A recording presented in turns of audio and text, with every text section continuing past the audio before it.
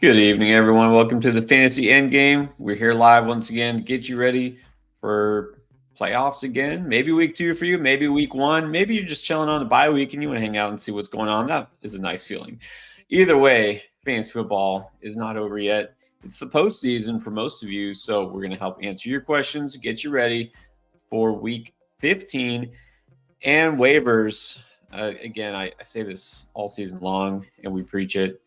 Don't think that, oh, I'm in the playoffs, I'm good, I don't have to be oh no, this is when you need to be just as vigilant, maybe even more so. And you know that although there are no more teams on bye, injuries never take a week off. So we're going to go with the injury early report, talk about some players who you might not have for the playoffs and all the latest updates. It just doesn't seem like it's stopping. So I don't know. I really don't want to, but I guess we should talk about last night's games. Let's just get this out of the way. It'll just make just like rip the Band-Aid off. The Dolphins somehow, in an epic fashion, lost with 3 minutes left and a 2-touchdown lead. And I was wrong last night when I was talking to you. I was like, oh, it was like 560 something and times. No, it was like 700, like 767 times a team has had that kind of lead and not lost it like the Dolphins did. Yeah, that was pretty rough. Especially like it's not like it was Josh Allen and the Bills or Patrick Mahomes and the Chiefs. It was Will Levis and the Titans. Right. Ugh. Yeah. Four-win team, and you threw out an interesting stat. You said that all the 4-win teams somehow won this week or something. Yeah, all the 4-win teams that played this week won. That was kind of weird. Yeah, that definitely seems random. I mean, look what happened last week. The Patriots won last week. Of course, they're still eliminated, but they actually won. I think all the bad teams won except for Carolina. Anyways, it's just one of those weeks. The Giants. What about the Giants? Last second. Can we now say the legend of Tommy DeVito? Because it wasn't just this win. They've won 3 in a row. People don't realize because they were on bye. He has won 3 games in a row. Crazy. Legend status? For 2023, sure. I'm excited for the Giants signing Tommy DeVito to an extension. And then rolling into next year with a QB competition between Daniel Jones and Tommy DeVito. I, for one, am excited for that. Yeah. They'll sign him to a $200 million deal. And yeah, that would be very Giants of them. Doesn't this just make it seem even worse, the Daniel Jones contract somehow? As if Daniel Jones himself didn't make it look bad enough. Yeah. Right. It's amazing. So on the other hand, I mean, props to Tennessee for doing what they did. I'll tell you, I don't like this offense in general, and this passing offense, but I kind of like what I see from Will Levis. And I've been saying that even before last night. He looks poised. He's got confidence. I like his arm. I feel like if he was in a better system, he could be legit. Like I don't feel that way about, say, Kenny Pickett. I don't know that if you put him, in a different kind of offense with more friendly, like all of a sudden he's going to be some stud. I just don't know. So easy to say. But also on the other hand, the Packers, like what's up with them? Yeah, it happens. It's the NFL. J.R. Alexander out there talking about being a prophet, saying, I said weeks ago we're going to win out the rest of the season, and then they lose to the 4-8 Giants. Yeah. It's the NFL, man. Any given week, crazy things happen. Yeah, Monday night pretty much was just the emphasis of that. Yeah, and any given week, any team can beat any other team. Just as soon as a guy looks good, he'll have a letdown week and vice versa. When you're ready to give up on a player, then they come out of nowhere. So you really never know. Let's talk about some guys for next week, though. I know it's still early, not even Wednesday, but we got to get some waiver claims in. We got to make sure we're playing ahead. Thursday night, it's not going to be a great game. I'm just going to tell you that right now. It's just not. And I don't want to talk too much about it now because we'll talk about it on Thursday. I don't want to give it too much more airtime. But we have to talk about the Chargers. Justin Herbert officially out with surgery, and he's pretty much done for the season, correct? Yeah, they pretty much said he's done for the season. I mean, yeah, he's done, sadly. Now, that would lead to the natural question of how do we feel about the Chargers and guys like Keenan Allen. But then let's add this on top. Keenan Allen didn't practice, and now he's questionable for this week. Yeah, I mean, if Keenan Allen doesn't play, like, yeah, I don't know. This might be another Vikings Raiders game. Man. 0-0. Oh, well, I mean, Raiders are already part of it, so it's very possible. And Josh Jacobs for the Raiders. Yep. Missing practice too? Yeah, very unlikely. I mean, it'd be very shocking if Josh Jacobs played, right? I mean, hyperextended his knee on Sunday, and now they're playing on Thursday. Like, yeah, like I said, this game could just be ugly. Ugly, ugly, ugly. I'd say it's probably a little early to just outright bench Keenan Allen, but you better be prepared to pivot. And I really don't think, is there a single Charger that you really would want to pivot to? Like, even if Josh Palmer comes back or like Quentin Johnson's there, oh, he'll get more targets. Like, do we just avoid this entire team? Yeah, you'd have to look. It's your fantasy playoffs, or it should be your fantasy playoffs. There's no teams on bye. I hope, like, I get it. You lost Keenan Allen potentially, and you're like, but I hope like Josh Palmer and Quentin Johnston weren't your backup plans. Yeah. Well, that's a good point. You really should have somebody else on the bench that you could fill in for them. So could be rough there with the Chargers. The Raiders already rough, and now possibly no Josh Jacobs. So I don't know what it is. Just the quality of I don't say player. I mean, look at how many quarterbacks, the second and third string quarterbacks and rookie quarterbacks we got playing everywhere this entire week. Yeah. It's kind of insane. I don't know.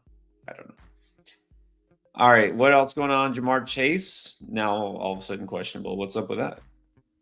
Yeah, I don't know. I'm not worried about that at all. It's a Tuesday walkthrough. He played last game. I didn't see anything during the game where he like came out. This to me is like not worried at all about Jamar Chase. All right, no worries there. That's good. Anybody else we are worried about at this point? Again, it's still Tuesday. It's early, but there are some Saturday games, so we're going to get some injury reports from guys earlier than usual, like Chase.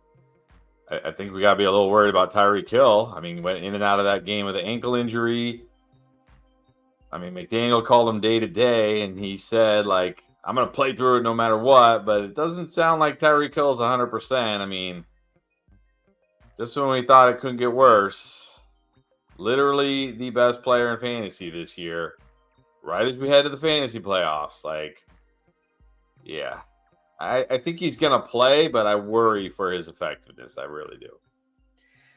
I think it was a direct quote, I believe, from him. He said something about, I'm having trouble like planting and turning. He goes, but I can still run. Like, okay, so you can just run straight? Like, that's right. That's great. But he still wants to play, but he's obviously in pain. He says it's been bothering him for a while. And the schedule is not going to do them any favors either. Miami doesn't get, No. I mean, like as if Tennessee was not a good enough matchup, but then it gets hard for the Dolphins. So, yeah, definite concern there. Do you think that this helps Jalen Waddle or just hurts everybody in this offense? I mean, it's got to hurt the whole offense losing a guy like Tyreek, but at least if he's out there, like the Jets still have to respect his speed and what he can do, right? It's not like, so at least if he's out there, that will help the offense. And like I talked a couple weeks ago when they played the Jets, I said, hey, this is actually like a sneaky good spot for Jalen Waddle. I remember at the time Jalen Waddle hadn't been doing much and people were like, I don't know if I can even start this guy. It's the Jets. He's not doing anything. And then he went out there and had 8 catches, 114 yards. So, I'm going to say it again. It's a sneaky good spot for Jalen Waddle. Plus, they're at home. Plus, coming off that tough loss. But, yeah, like, gotta hope Tyreek Hill is at least good enough this week. Yes, definitely hope he's good enough. I can't, like, things happen, right? Your team, even though they could have been the number 1 seed with a win against a 4-win team, it happens, right? But a loss to the Jets would just throw me over the edge. Losing to the Jets ever, but losing to this version of the Jets, that would just be too much. So let's just hope everything is fine there. And I think Tyreek Hill plays, you have to play him. I just look, whatever they did to Trevor Lawrence and his ankle, do that. Yeah, give him like whatever injection it was, or whatever you put, like icy hot, whatever you did, just do that. Like Mr. Miyagi doing the whole thing. Like, just get him ready, get him out there. It's the playoffs. All right, so we're going to talk about some other stuff. We're going to look ahead also to week 15 in terms of your lineup questions, your maybe even trade questions. Still got a lot of people asking about trades. Not everybody has a trade deadline, which is nice. Sure. And of course, the waiver wire. So we'll get to that. First, a reminder, underdog special. It is the one guy we really hope that we can count on still. Austin Eckler. Good news here is he just needs 1 yard. You see it right there. 1 yard is a win. All right, so take the higher.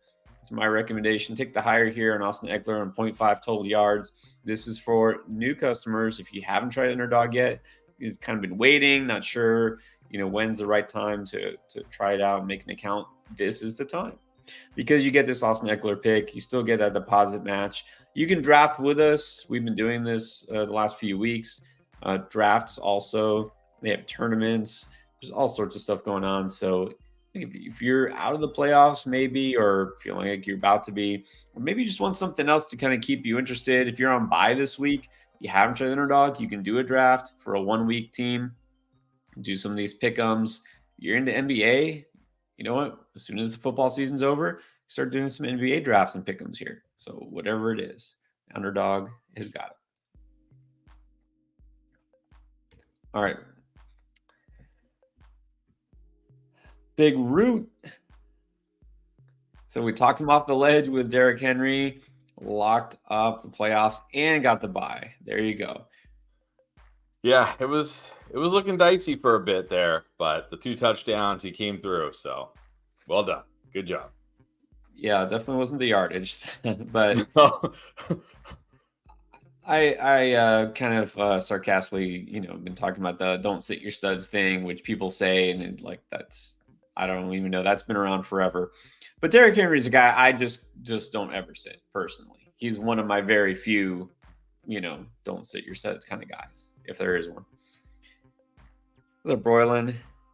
Work the waivers and trades all year. Well, that's what you need to do to get a 0 RB team in the first place. But now doesn't have Herbert. Who do you like? Browning, Minshew, Flacco, Ritter, or Levis?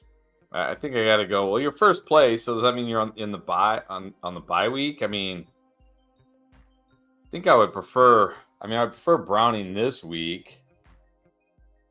But if you're in first place, do you have a bye? In which case, you shouldn't be caring about matchups this week. You should be looking ahead to next week. He gets the Steelers on the road, Browns on the road against the Texans, Colts on the road against the Falcons. Jeez. I really don't want to start Ritter. I don't care. At home against the Colts. That doesn't sound good. Titans at home against the Seahawks. I'd probably still go Browning. Yeah, I still think Browning because he's got Jamar Chase. He's got T. Higgins. He can dump it off to now Chase Brown, getting him a bunch of chunk yards on these screen passes. He's got a better supporting cast than I would say all of these guys. So, yeah, I'll go Browning. I do have to go Browning because just in case anybody hasn't heard about this the entire week, I had Justin Herbert in half of my fantasy leagues, if not more than half. So I'm going to have to do a lot of waiver wire picking up because I don't necessarily roster 2 QBs. And then there's one league where I know I'm going to have to go with Jake Browning because somebody is going to spend 100% of their fab to make sure I don't get Matt Stafford. Not 100%, just every dollar I need to make sure nobody else gets them. Just $1 more than me. That's what it is. Well, no, it's a lot more dollars than you, but it's $1 more than the next highest guy has, just to make sure I get him, because I really am not feeling good about Tua this week against the Jets in my playoff matchup. I already said, I think the right thing to do, you're just going to go Stafford the rest of the year. You should just drop Tua. It's just going to, bog down your roster. That's my suggestion. I got room for both. Okay. Michael Cazares, barely made the playoffs. Hey, you're in. Got Mahomes, DJ Moore, Chase, Monty White, Taysom, Henry. On the bench is Swift, Achane, and Moss. Pittman, you barely made the playoffs with this team. Any changes here?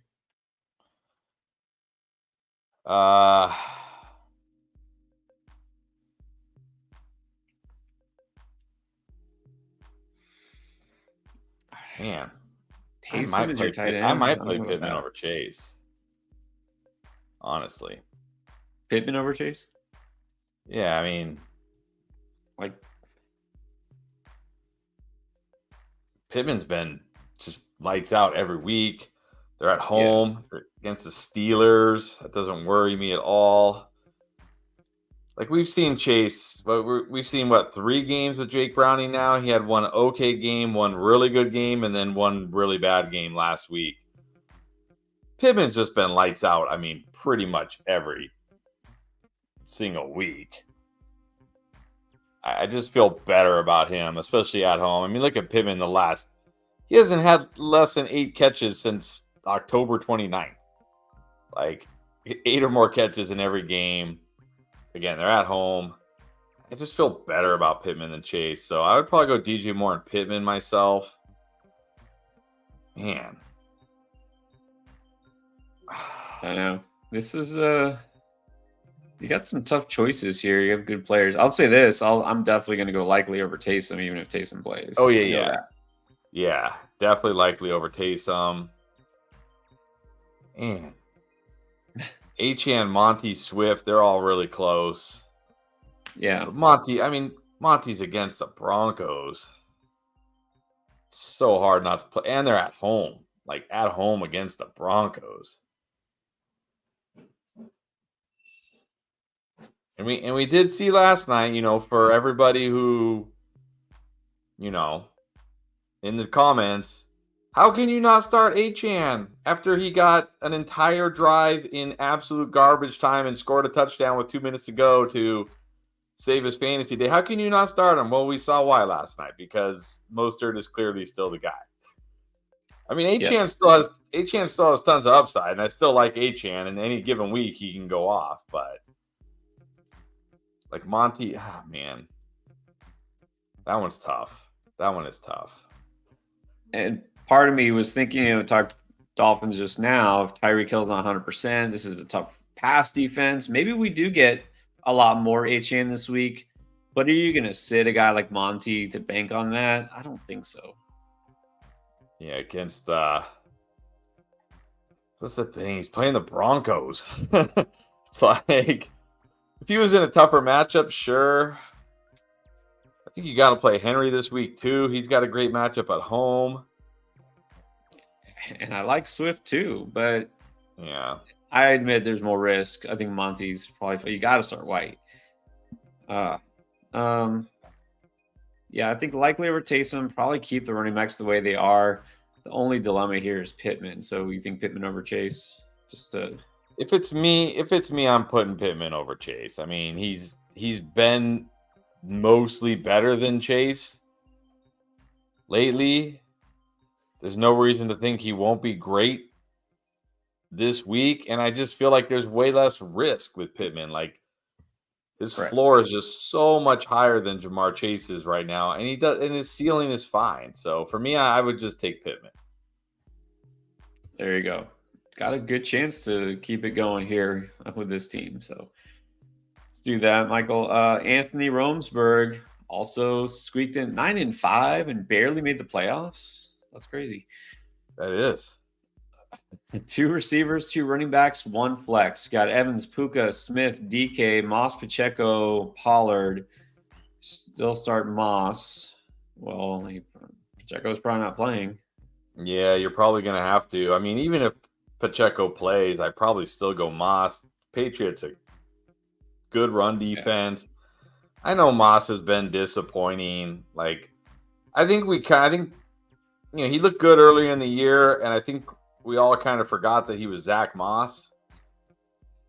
And now we're kind of being reminded, oh yeah, he's Zach Moss. Like, okay, he went on a little heater there for a bit, and now we're seeing kind of like the guy he really is. But still, he gets every touch. It's the Steelers. They're at home. Yeah, I would still start him over Pacheco, even if Pacheco plays. Yeah, I don't think. I would guess Pacheco's not playing, but even so, just still go Moss. Mahomes or Stroud. You have Gotta still go Mahomes. I yeah, I go think you still gotta go Mahomes. Mahomes. He at least has Kelsey still. Like, he's got Rashee Rice. He's sorry, CJ Stroud truthers, but Mahomes is still better than CJ Stroud as a quarterback. He just is. Yes. CJ Stroud may not even play on the road against the Titans. Probably not going to have Nico. Definitely not going to have Tank Dell. May not have Dalton Schultz. I mean, yeah. How good can you feel about CJ Stroud right now? I'm still going Mahomes. Yeah, you got to sit Stroud. Can't say I love Mahomes this week, but I definitely like him better than Stroud. And then Evans, Puka, Smith, and DK. We're just sitting one. It looks like we need two receivers, and we'll flex one. So who sits here? I think DK is sitting for me. Unless somehow Geno plays, maybe then I could go DK, because it is a great matchup for him. But if it's Drew Lock again, you don't need to risk it. I mean, you got Evans. I'm locking in. Puka against Commanders. I'm locking in. Smith is hard to bench. Maybe if Geno plays and sounds like he's healthy, maybe I probably still couldn't, but maybe go DK. But when you have three options like this, I'm probably just sitting DK. Yeah, that's the thing. You can't sit those first three guys. There's no way you can sit Puka against Washington. Of course, you don't want to sit Evans and Devontae Smith now. So I think it just kind of has to be DK, even though I will like DK this week. But I think it's got to be your only choice. All right, Sal. Los Jacobs has the number one waiver claim. Would you use it on a Raider or Chase Brown? Also has Spears. Has to choose two between those receivers. Okay, so let's talk waivers first. I'm going Chase Brown. We don't know how this Raiders backfield is going to play out. We don't even know how long Jacobs is going to be out for. Like, what if he only misses this week? Chase Brown's going to be a part of this offense from now till the end of the season. No, he's not going to overtake Joe Mixon. He's not built to be a workhorse running back. But he's in the same mold as like Devon Achane, Keaton Mitchell, right? These speedsters that if they get out in space and make somebody miss, they're gone. They're gone. I mean, I think it's got to be Chase Brown. And yeah, I would definitely use my number one waiver priority for Chase Brown right now. Like, what we got at most 3 weeks left. What, you know what I mean? Are you saving it for week 18? That, you know what I mean? Like, yeah, you might as well pick up Chase Brown. Well, you lost Josh Jacobs. You need a running back, and I think it's got to be Chase Brown because we really don't know which Raider running back might get more work, and even so, does it matter? Like if I told you, like, for sure, I know, hey, Zamir White's going to get 16 touches. How excited are you going to be? Like, not too excited. Because I mean, is even one of them going to be a catch? Like, maybe one will be a catch. It'll be like 15 carries and one catch. Yeah. And is any of them going to be near the goal line? Right. Also, Spirit, okay, I have to choose two between Hollywood, Lockett, and Ford. I mean, Hollywood for sure if he plays. Oh, we also heard something that, like, hey, good news. Jerome Ford didn't break a bone in his hand. Like, wait, what? Like, what? Didn't know he had a hand injury? What? But it sounds like he's okay at least. I'll say Hollywood for sure. I mean, this is the thing. Like, man, all these guys have question marks. You got Hollywood. Is he healthy? Is he going to play? Lockett. Is it going to be Drew Lock or not? If it's Geno Smith, I'll feel fairly good about Lockett against the Eagles. I mean, so I'll say Hollywood and Lockett right now. But if it's Drew Lock, I'm just going to go Hollywood and Ford. Exactly. You got two big ifs here. If Hollywood is healthy and, full go, I'd probably put him on. If Gino is a go, then I'd put Lockett next. And if not, then you just go forward. Yeah, Michael your with another decision. one. Any changes? Fields, Moore, Amon-Ra, Bijan, White, Laporta, Jacobs. And then there's the bench. Yeah, don't play Jacobs. Even if Jacobs plays, you got Achan. I mean, I would probably honestly start Zeke over Jacobs this week, just because I know Zeke at least didn't just hyperextend his knee 3 days ago, or whatever. It's 4 days. It's going to be right when they play, and he's going to get all the work. Just put Achan in over Jacobs. Don't risk it with Jacobs, even if he somehow plays. Do you really want to play him on a short week after he just hyperextended his knee? Just put Achan in. Man, Olave on the bench? Yeah, now this is non-PPR. Yeah, it's non-PPR, so I'd rather have the running back in there like Achan. Even though I do really like Olave this week. But I probably can't start Olave over DJ Moore and Amon-Ra, so. Although, man, in non-PPR, do we like Olave more than Amon-Ra? Maybe. Although I like the Lions are going back home. It's an True. okay spot for them. Goff has not been as good. But I don't know. Olave, let's see. Saints. Getting the Giants. Giants have not been too bad lately on defense. I think, it comes down to touchdown upside. I think I'd probably still go St. Brown. Yeah, I think that's Just to go fine. St. They're at Brown. home. He's due for a big game. Go with St. Brown. But, So yeah, the I'm only definitely going question, Achan over Jacobs. yeah, Jacobs is, you can't play Jacobs. The only question is really, do you like Achan or Zeke better?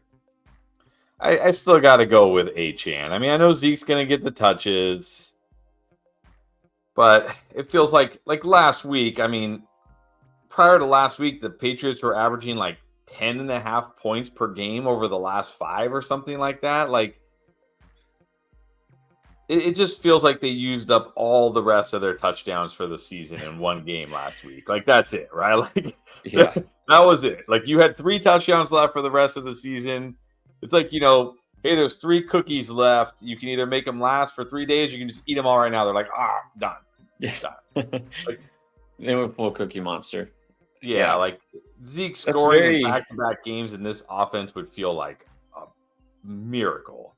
I'd rather just gamble on Achan breaking off a long run, or like Achan wasn't bad last night when you look at him, like as far as his productivity, he just didn't touch the ball a lot, but he was good. Like he was still averaging like 6 something yards per carry, I think, and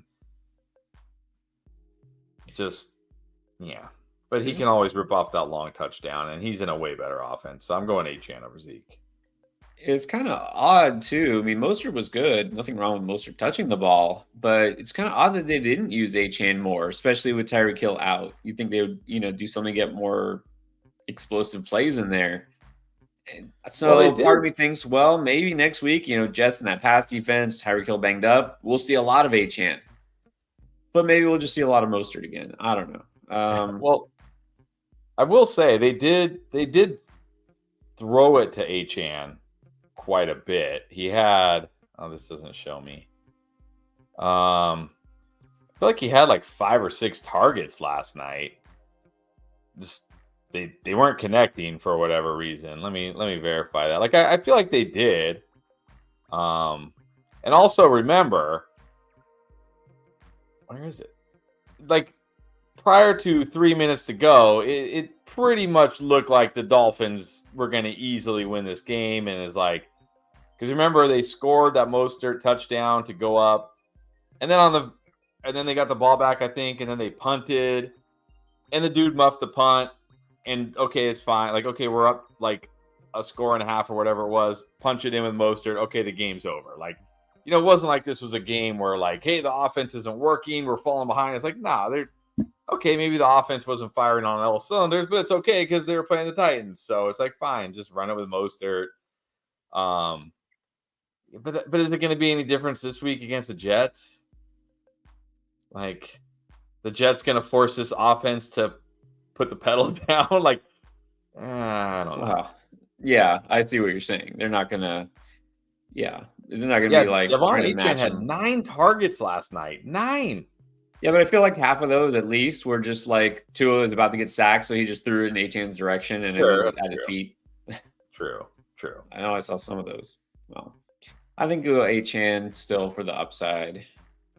Non PPR, you want chunk yards, you want a touchdown. I feel like he's got just Yeah. as good a chance because all those catches Zeke's getting, not helping you as much here. So, Right. all right, it took way too long for that. Let's keep going.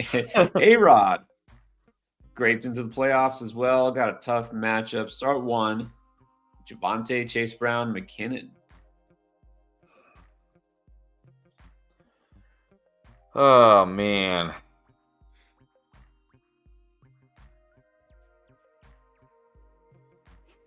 Wait a minute. Is this? Sorry, he's following up here. I think maybe this is a correction to that same comment. He's saying RBs are Javonte, Brown, McKinnon, Connor. That doesn't really help. Yeah, just got one more option here. I mean, how good can we feel about Connor against the 49ers this week? No. Let's say, McKinnon is touchdown, maybe a few catches. Brown could score a touchdown too. Brown would probably have more yardage than McKinnon. I might prefer Brown to McKinnon. I think I would prefer Brown to Connor. It's just Javonte, maybe a little safer. Yeah, that's the thing. It's like, but if Chase Brown doesn't rip off a long touchdown, what are you really going to get? The thing is, Javonte, it's a road game and it gets to the Lions run defense. That's a really bad spot. I know. These guys, I don't feel good about any of these guys this week. I mean, really, like, I know. Connor in a tough spot, Javonte in a tough spot. McKinnon and Brown just feel like you either get that one play or you get nothing, right? You get very little. Like, you either get that, like McKinnon either finds the end zone, Chase Brown rips off the long, touchdown, or you get like what, 4 points, 5 points, 6 points, something like that. Like, really, like, can I start those guys over like a workhorse like Connor and a semi workhorse like Javonte? I just don't know. Oh man. I think let's go back to it. He's saying got tough RB matchups. Well, yeah, you're saying all these guys are in bad matchups, and you're right. I would say this: if you just want to, I think Connor makes the most sense because he's getting the volume. He could still do something against the Niners. You really want to roll the dice, you can go Chase Brown, but I'd probably just go Connor. That's what I was about to say. I was about to say probably just go Connor. He gets the volume. He can still score. The Cardinals offense, it's not like he's in the, Jets offense or, some horrible offense like the Patriots offense. So I'd probably go Connor. And then we need 3 wide receivers: Ayuk, Metcalf, Sutton, Garrett Wilson. Man, I mean, you got to start Ayuk this week. I think you got to start Sutton against the Lions. I mean, what reason is there not to start Sutton at this point? Wilson and Metcalf, that's where it gets close. I mean, if it's Drew Lock, I'm going to Garrett Wilson. Agree. And if it's Gino, go Metcalf? Yeah, probably. All right, there it is. Good luck, A-Rod. Recess. Looking for advice on waiver pickups. All right, let's do it. 10-team PPR. Got Allen, who's questionable. Got Hill, Bijan, DJ Moore, Monty, Cook, Laporta on the benches. McBride, Deontay Mitchell, Ford on waivers. London is on waivers. Okay. Chase Brown, OBJ, or Wan'Dale Robinson, who looked pretty good yesterday, but, Not falling for that again. Didn't we do this in like week 4 or something? Week 5. Not falling for that trap. I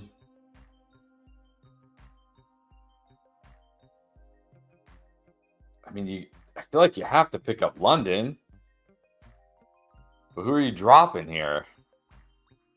Right. That's the question. And then we actually don't really like London this week as a starting option. Although if Keenan Allen doesn't play, you're gonna have to go somewhere.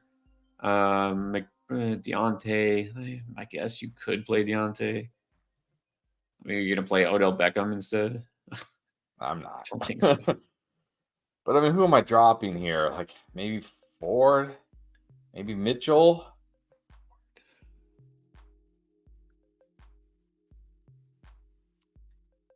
Yeah, one of those. You got Bijan, you got Monty, you got Cook.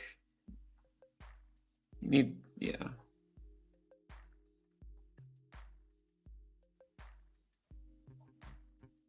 Drop Ford for London and stash him for next week.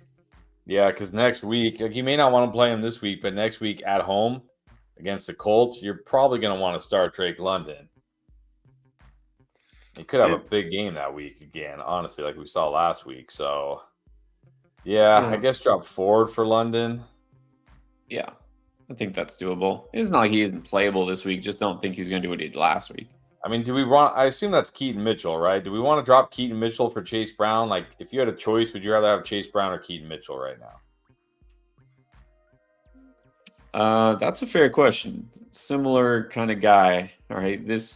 I mean, you're not starting either, so I don't know if it matters too much. Like the matchups this week, and probably just hold on to Mitchell. All right. He also wants to know who to pick up on defense: the Browns, Chicago, Chiefs, or Colts. I mean, you got to feel pretty good about the Browns this week at home. I mean, it's the Bears. I mean, but Fields will still take sacks and turn the ball over. Chiefs have a great matchup this week, right? Oh, yeah, I think I got to go Chiefs. Although against Colts. Yeah, Chiefs against Patriots. Colts have a good matchup this week, too, don't they? Steelers at home. That's Steelers. And they're at home. Oh, man. I mean, this is what makes defense hard, right? It's like 3 good defenses, all in good spots. I think the Bears are the one I can bench pretty easily because they're on the road against Joe Flacco, who, he'll get sacked and he'll turn it over, but he'll also sling it. He's locked in. I mean, I think Colts.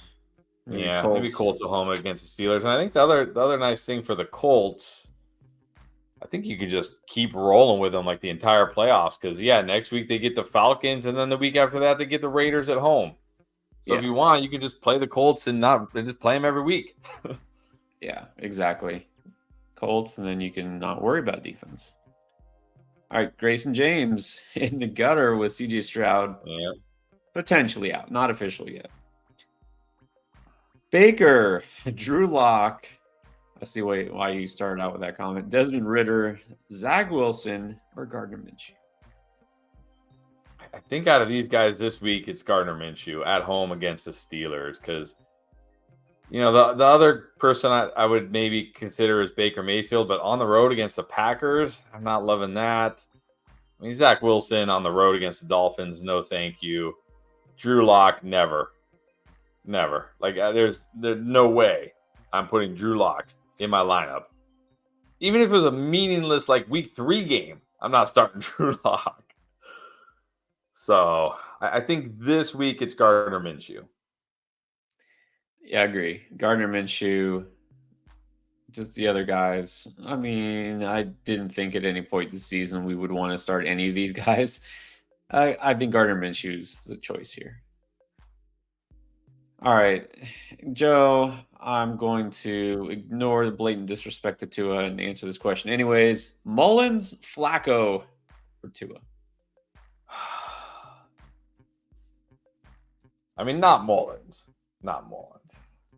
Can we consider Flacco over Tua this week?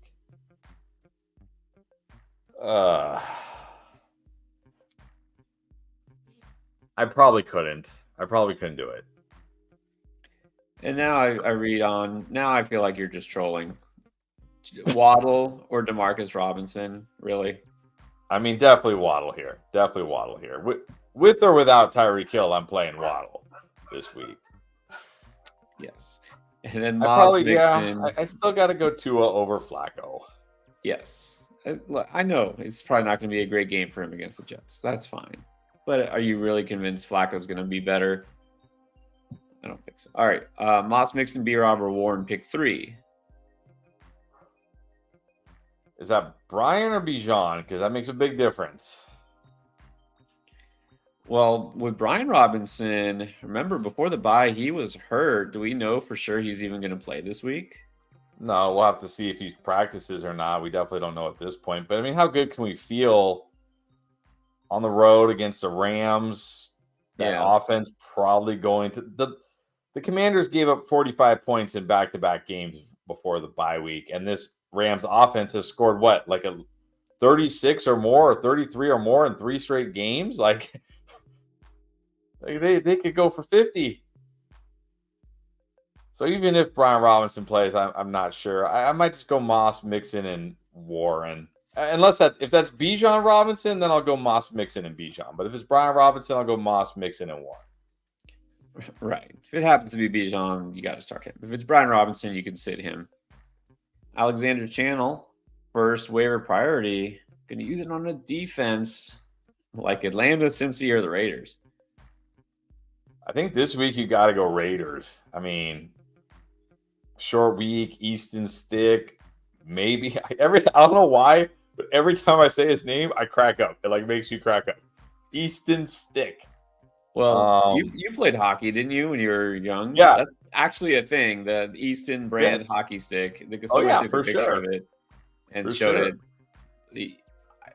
I don't know. There's a story here. Maybe his parents were hockey fans. Who knows? Maybe. But I mean, Easton Stick. See, it's like I can't help it. Maybe no Keenan Allen. I think you got to go. And the Raiders defense has actually been like not horrible lately. So I think you got to go Raiders. Yeah. In this case, you can go Raiders. And what if Keenan Allen doesn't play either? It's just that's what I'm saying. I just thinking about it. There's no way. I think you might have to pay me to watch this game on Thursday. Pick up likely to start over Laporta? No. Just start Laporta. Yeah. They're at home against the Bears. He'll be fine. Then Flowers or Devontae Adams? I'm still going Adams. This should be a good spot for Adams, at least as good of a spot can be for a guy playing with Aiden O'Connell. So I'm going Adams still. Yeah, Adams still getting targeted. They could potentially score a point, at least this week. And they're going against this Chargers defense. We should see a big bounce back. So, yeah, I'll go Adams too. Graham McLaren, 18 PPR. We need 2, 2, 1, and 2. St. Brown, Pittman, Adams, Metcalf. This is what I hate about 18 leagues. Okay, well, running backs, we got Zeke, Mostert, Pacheco, Hall, Connor, and then likely or Goddard. All right, well, I'm just going to say right now you're flexing 2 wide receivers. Well, you're flexing at least one. St. Brown and Pittman for sure at wide receiver. Mostert.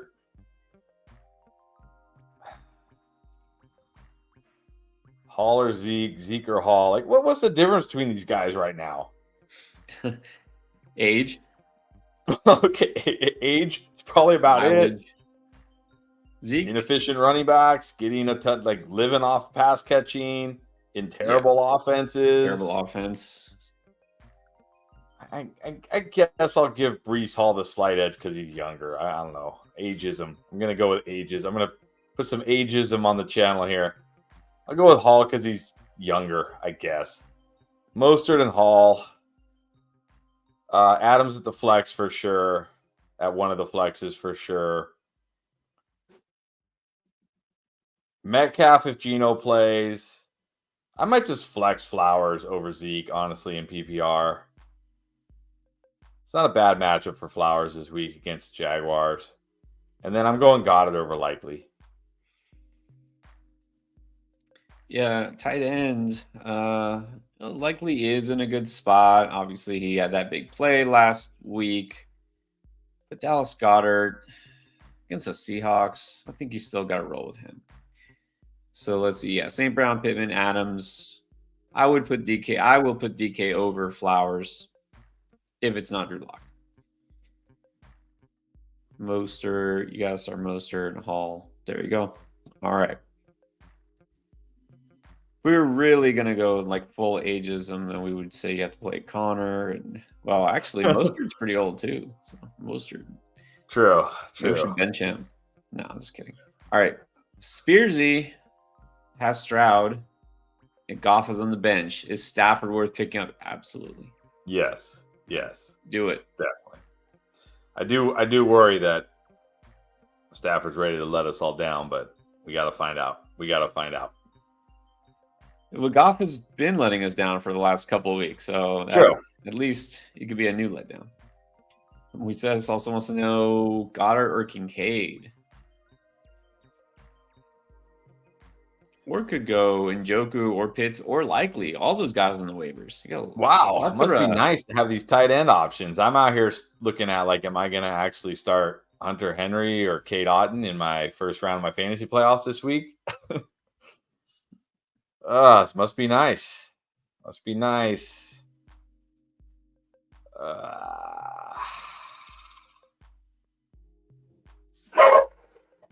Do we just go Njoku? Are we going Njoku over these guys? I mean, I don't want to chase that big game, but it is another good matchup for Njoku.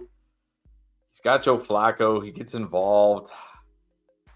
I don't know. I'm trying to think. Like, if I do have Njoku in one league. If Goddard was on the waiver wire, man, would I pick him up and play him?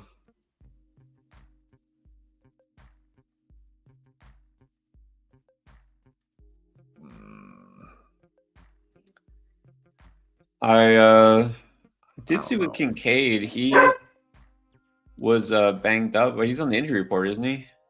Or he I don't know.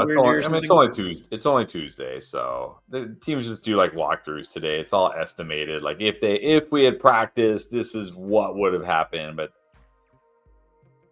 I mean, I guess look, Dawson Knox is back. Kincaid hasn't been lighting it up.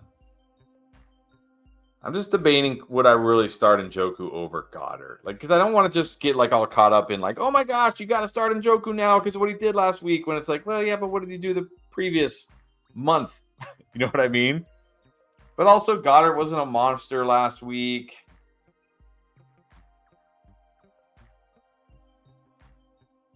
I don't know. I think if it's me, I'm going Goddard. Yeah, like with Njoku, it was kind of surprising because not just they hadn't had a game like that, maybe ever, that I can remember, but it wasn't a great matchup on paper in terms of this defense just gives up lots of tight ends. They really didn't necessarily, but I'm not going to go Likely. That's too deep. I'm not trusting Kyle Pitts in the playoffs. That just feels like a recipe for disaster. I think if it's me, I'm going Goddard as well. Kincaid kind of let me down last week, I will say. Still getting targeted, but he's just not being as active as he was before. So, yeah, I'm fine with Goddard. And Ice Cold Jones getting the bye, 11-3, just giving the shout out and also asking for waivers. You interested in any of these guys? Who would you rather pick up looking ahead? Zay Jones. Got a great schedule week 16 and week 17. The Jags. Yep. They get the Bucks. That's fantastic. And I mean, okay, the Panthers. It's okay. I mean, the worry there is the Panthers play really slow, but it shouldn't scare you. So, I'm still going Zay Jones. Yeah, Zay Jones is a guy you don't want to start this week, but you would like to have for the future. So, Zay it is. All right, just now getting to the point where we first got on live, so we got some catching up to do. But don't worry, we'll stay on here. No games tonight, unfortunately. The good news is we don't have to rush. Might be fortunately when we're sitting through that Thursday night game, we might wish there wasn't a game on Thursday night. Yeah, after last night, I'm okay not having any games on. All right, what about Irvin? RB2 spot, Jacobs, Chuba, Aaron Jones, maybe JT. I mean, if JT's back, yes, I'm playing JT, but Shane Steichen didn't sound too confident that we would see JT this week. He did at least say, like, he expects to have JT back this year, so at least there's that. But he didn't sound like overly confident that it could be this week. Aaron Jones, no, please. Jacobs, look, sure, if he was healthy against the Chargers, yeah, Jacobs easily, but I think you got to just go Chuba here. I think you got to go Chuba. He's getting the volume. I mean, it's the volume is there. It's just, he's stuck in this Panthers offense, and it's not a great matchup, but they are at home. He at least has a floor. Give me Chuba. When it comes down to it, Irvin, I really don't think you're going to have much of a choice here. Chuba's probably the only guy who's actually playing, and even if Aaron Jones does play, doesn't matter. So just go Chuba. It's going to have to be Chuba. And I like, even though this comment came way before I think we even started talking about that Chargers quarterback, didn't mention him by name, maybe because he didn't know his name. Daniel Jackson wants to know if you should pick up Jake Browning, that Chargers backup quarterback, or Nick Mullins. Jake Browning. Definitely Jake Browning this week at home against the Vikings. Jake Browning. Yes, it is Jake Browning. I think he's a good choice here. Let's do CR from Germany. No, actually, you're not late. Lost by 0.2, but still made the playoffs. Well, that's a good feeling. My question is to start Warren, Njoku, McBride, Watson in the flex. Saying is always wrong. Well, I will say if Christian Watson, like let's say he's practicing all week and he's good to go, I'm starting Christian Watson this week at home against the Bucs. No questions asked. But it's Christian Watson. He's probably not going to practice and not going to play because it's just what he does. In that case, I'm going Warren. It's a good matchup against the Colts. Do I really like McBride against the 49ers? I'm not yeah, as a tight end, McBride's fine, but I'm not expecting a big McBride game this week. I'm not expecting Njoku to come anywhere close to what he did last week. I'll just gamble on Warren against the Colts. But again, if Watson plays, I'll take a chance on him against the Bucs. Yeah, Watson is a guy you would like, but again, he's also the guy you can't put in his lineup until you're sure he is going to play. Some players like, Keenan Allen or whatever, you keep him in and then, let's see if he doesn't play. Now, with Watson, it's the opposite. You just have to assume he won't. Right. Honestly, a lot of weeks, I might just say go with McBride. He's been so good. But it just so happens this week he has, I believe, the toughest possible matchup against tight ends. And, of course, we all know one of the best defenses in the league in the 49ers. So it just happens to be the worst spot for him. So Warren is in a good spot, right? Don't they get the Colts, which is one of the worst run defenses in the league. So I know you don't really want to roll with that Steelers offense, but I think this week Warren makes sense if Watson doesn't play. All right, let's do Wolfman before we get the next super chat, because Wolfman, also a loyal viewer. Starts at question 2, running backs, 2 receivers in the flex and full PPR. We got Tyreek, Jettis, Collins, Cup, Monty, Etienne, Brees. All right, at running back, I'm going Monty and Etienne. At wide receivers, assuming, if they all play. Assuming they all play. If they all play, I'm going Tyreek, Jefferson, and Cup at the flex. Yeah. If one of them doesn't play, then I'll flex Brees. But, look, you could legit not have Tyreek, Jefferson, or Collins this week. I hope you have other wide receivers just in case. Right now, I had to guess. I would say I think Tyreek probably does play. Doesn't sound like he won't. Collins, I don't know. I would have to think Collins might not play. Yeah. Jefferson, what was it? It sounded like it was nothing too bad. He probably will play, but you need a backup plan. Yeah. All right, Country Connected is playoff bound. Nice at 9-5. Got Kyler, Howell, Geno. Mostert, Bijan, Amon-Ra, Keenan, JJ, Evans, Laporta, Kincaid, Brees, Deontay. What the heck do I do? Keep winning. Yeah, keep winning. Keep winning. Oh, man. Quarterback's going to be tough this week. It should be Kyler Murray. But he gets the 49ers. How good can we feel about Sam Howell. I mean, the only hope for Sam Howell, you go like, well, maybe there'll be a shootout and have to throw a lot. Well, how'd that work? How'd that work the previous 3 games when they were getting blown out and he had to throw it a bunch? I mean, I know the last game before the bye, he had a nice fantasy game because he ran in 2 scores. That's it. That's the only reason why. Like, he ran in 2 scores. Gino. Like, oh,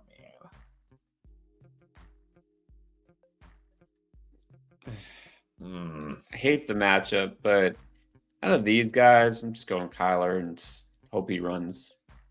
Yeah, that's probably what I'm doing too. Kyler, he's at home. And then I don't know how many running backs you need, but Mostert, Bijan for sure.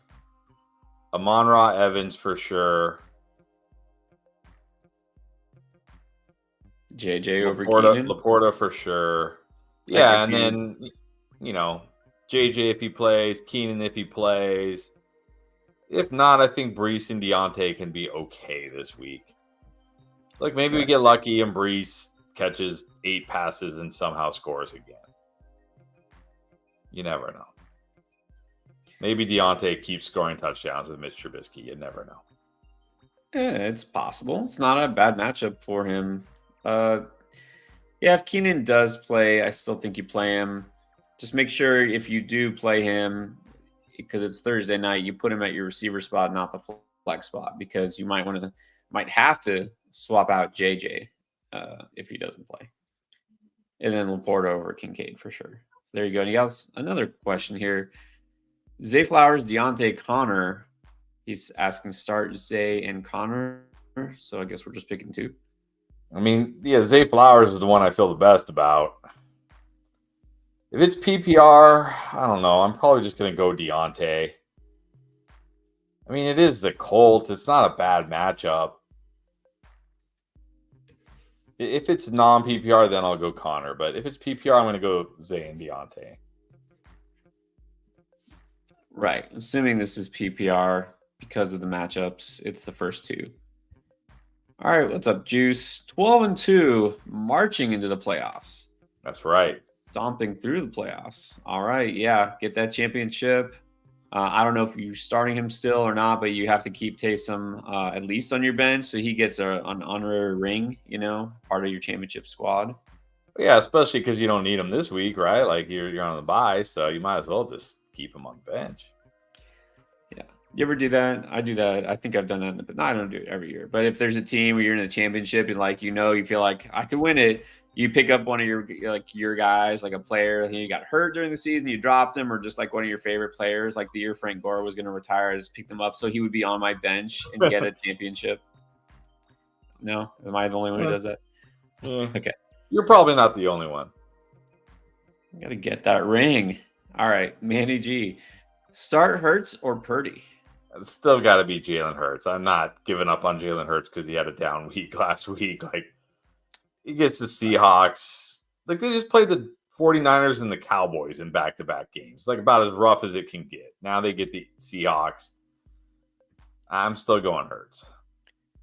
This is definitely a get-right game for the Eagles. And I know Purdy against Arizona. It's super tempting, but they'll probably just run all over him.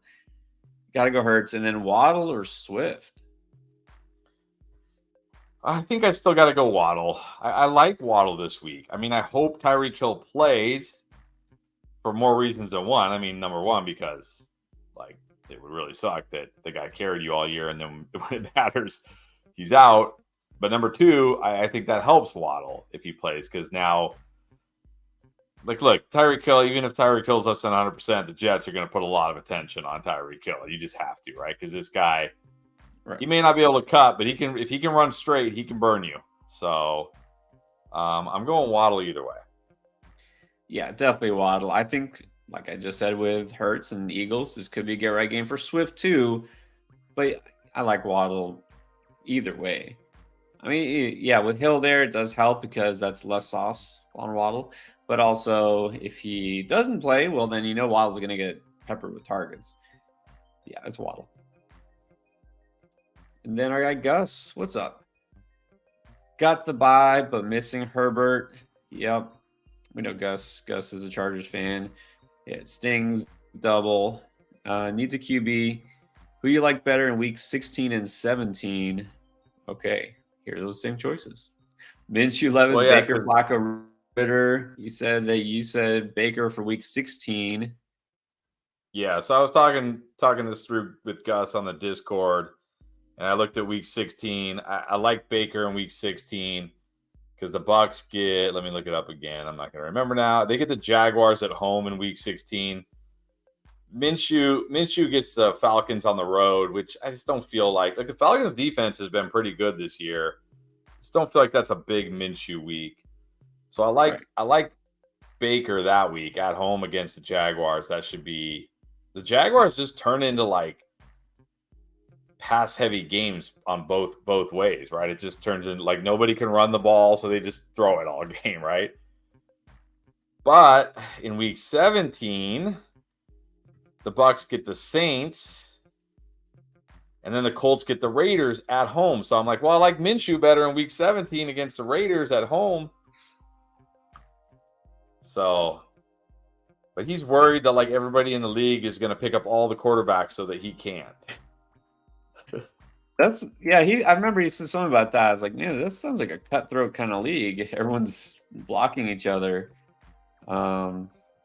Hey, people do that, and I am totally not opposed to that because I would probably do the same. I will tell you what, you can't like Flacco in week 17 at all because he plays the Jets, even if there's a revenge factor. Still, doesn't matter. Like you can't. And he gets the Texans. It's interesting. Now, I'm not saying I would do this, but I think the first thing we gotta just decide is Will Levis even a consideration after last night? Is this something, or is this just like, no, come on, we can't. His matchups the next 3 weeks. They play the Texans twice, so you have to think about, is this good or is this not good? We don't know what Will Levis does against Texans because he hasn't played him yet. Joe Flacco also gets the Texans. I mean, I don't think this is what I'll say about Will. Okay, go ahead. No, I just say I don't think it's smart to put all your championship eggs in the Will Levis basket. So I would say I think we probably have to just cross him out, don't we? Right, because I mean, let's not forget, prior to with 3 or 4 minutes to go in that game, Will Levis had done nothing. Right. So are we just suddenly buying into 3 minutes of football? I'm not. So he's not even on the radar for me. Yeah. And, this is the way when I have so many options, I like to kind of work backwards and eliminate here. Desmond Ritter actually has a pretty good schedule. I don't care. I'm not playing Desmond Ritter. I'm not trusting Desmond Ritter. They're not all at home. He just as much as, he could run in a touchdown or he could fumble and he could throw a pick six. And I'm not going with Ritter. At least I know Flacco gets the volume. You know what I mean? Minshew could run it into. I think I would trust Minshew the most because he will pass it enough. They don't have JT. I think the question is, can you do what you said is go Baker in week 16, and then what does Minshew get in week 17? The Raiders. Yeah, at home. But look, you got my thing is, it's great to be looking ahead to week 17. But you got to get through week 16 first, or there is no week 17. Right. So I'm not going to play an inferior option in week 16, hope I win, just so I can have the better option in week 17. If the better option is in week 16 is Baker, and I can't get Minshew, oh well, I'll just roll with Baker in week 17 if I make it. I want the better option in week 16 because it's like a baseball team who has to win this game, but they're like, no, we're going to save our ace in case we play a game 7, and then they never get to game 7. It's like, well, good thing you saved your ace. You know what I mean? Like, you got to win week 16. Give me the best option in week 16, and I'll figure out week 17 when it gets here. Remember, in week 17, there's only 2 teams left, you and one other team. That's it. It's only 2 teams you got to fight with. Yeah. One team you got to fight with. If anybody else besides the guy who's still in it in the championships is picking up quarterbacks to block you, you need to have some words with him. Yeah, that's BS. Yeah, so I agree. Out of this group here, since you're looking at week 16, just go Baker. All right, let's keep it moving. Let's go to Thomas Gosselin. McBride or Goddard? Ooh. I mean, normally this is like McBride, don't think about it, move on. But he's got the most brutal matchup this week against Fred Warner and the 49ers. But I still think I have to go with McBride because he gets the target share. He's going to be involved. I mean, we've seen tight ends come through in bad matchups when they get the targets, right? Like, remember Evan Ingram? You know, it's like, oh, bad matchup, but he gets so many targets, it doesn't matter. So I'm still going to give the edge to McBride. Yeah, it really is a terrible matchup. But looking back, TJ Hawkinson went 11 for 86 against the Niners. There's not a whole lot of other success stories this year, but he could score a touchdown. I will say this too. What if Hollywood's still not 100%? What if Hollywood doesn't play? Yeah. I could see McBride get 15 targets. So I'm okay with McBride here, even though we can't love him. I still think it's worth the risk too. Jordan Olson. Mike Evans for Debo and Flowers is the best trade I've made this season. If I was to use my first round pick next season on an RB, okay, so we're looking ahead. Ooh. Who are your top 5 running backs for next year? I was not ready for this. Yeah, this is tough.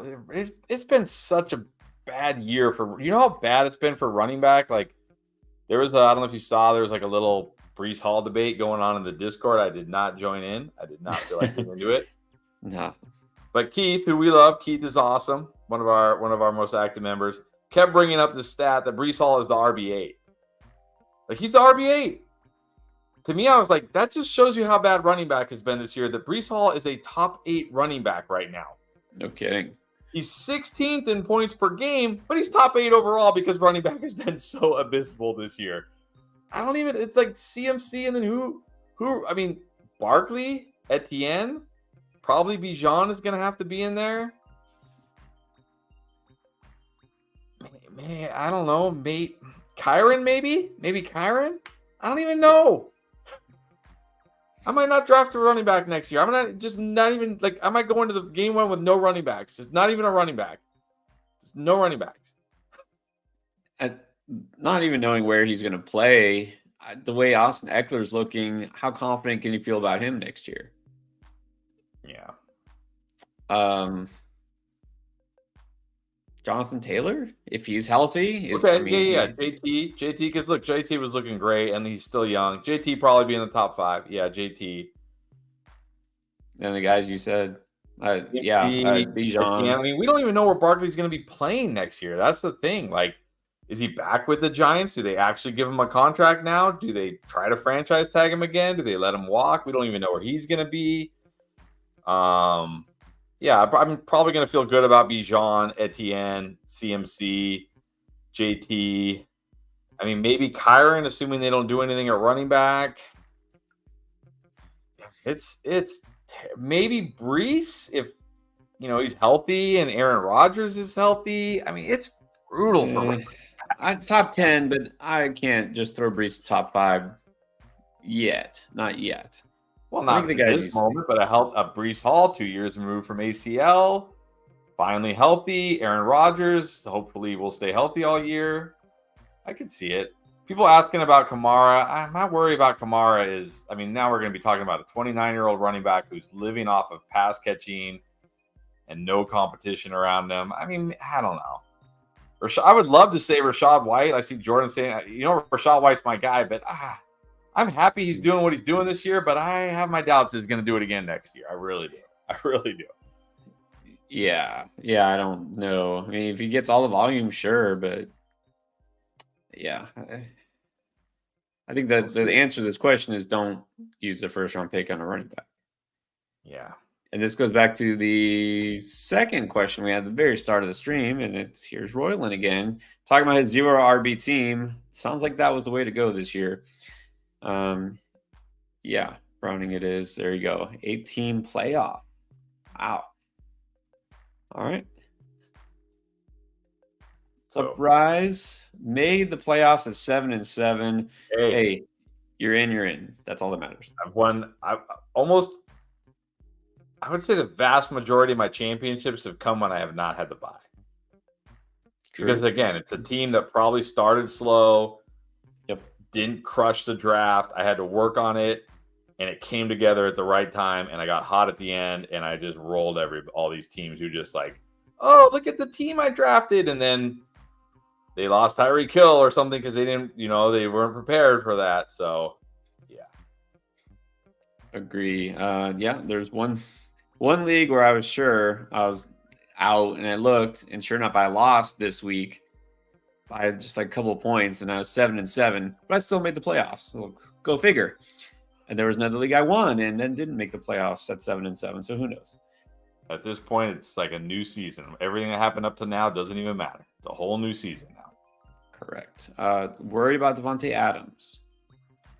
I mean, look, you got to be worried about these guys playing with these bad QBs, but it is the Chargers. They're at home. I'm still rolling with Devontae Adams this week. Yeah, I'm not too worried, but just saw he framed it more specifically. Okay, so Devontae Adams or Ridley? Nah, give me Adams. I mean, you gotta be worried about Ridley too, right? Like, what is the path for Ridley? And this is a tough matchup against Baltimore. These corners. This is a tough matchup. I mean, look, maybe this is the week. Maybe this week Ridley booms out of nowhere, or maybe he just completely busts. I'm going Adams. Better matchup for Adams. Yeah, I'm going to go Adams here.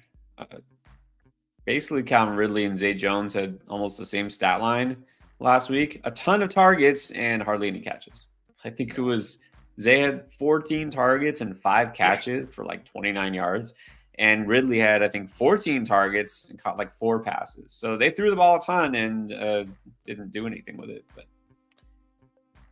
all right, Clyde Allen. Let's see, non-PPR. Any changes to this? Got Fields, Barkley, Bijan, Hopkins, Ayuk, McBride, and then Kansas City. Ford, Swift, Garrett Wilson, Waddle, Pittman on the bench, Murray, Stroud, and Broncos. It's non-PPR. D-Hop must start now. Okay. Again, he had like 70 yards with 3 minutes to go in the game, and then he finished with like 150 yards and a touchdown. Like what? Like that was just what happened last? What happened? I mean, who knows? Right? Okay, whatever. But it's like, who do you like better, Waddle or Pittman? Probably got to be Pittman still. I know, but do we feel as good about Michael Pittman in non-PPR? I mean, I guess so, right? He's still scored some, not really. He's been scoring. I mean, I'm pretty sure he has as many, if not more, touchdowns than Waddle this year. That's true. So, I mean, he probably doesn't have as many touchdowns as Hopkins because Hopkins had that 3 touchdown game. But I mean, you take out that 3 touchdown game for Hopkins, he only has 3 touchdowns this year.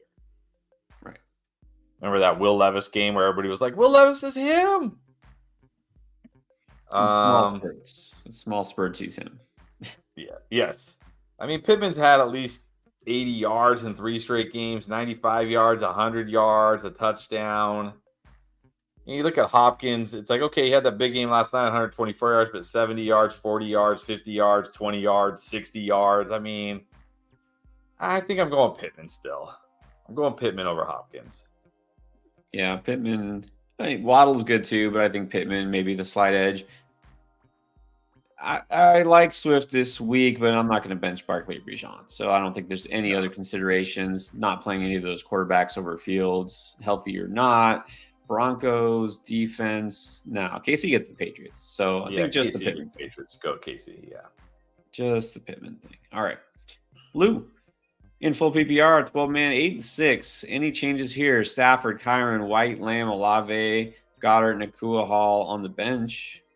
Fields, Reed, Noah Brown, and Jefferson. This is a good week to have Stafford, Kyron, and Nakua. Sure is. Jefferson, Olave. Do we just keep Jefferson bench and not risk it with the injury and Nick Mullins? I mean, you got Lamb, Olave, and Puka. I might just keep Jefferson bench this week, honestly. I think with these choices, I mean, you're starting Lamb no matter what. It's Olave. I think I'm definitely starting Nakua. So it's just Olave would be the only one. But why why risk it? Why bench Olave? Just keep it. Yeah, Olave at home against the Giants. I mean, hard to see a path for him having a down game. Looking at this, because it says full PPR, and it looks like the flex is Brees. So I can't play Noah Brown, and I don't know about Reed.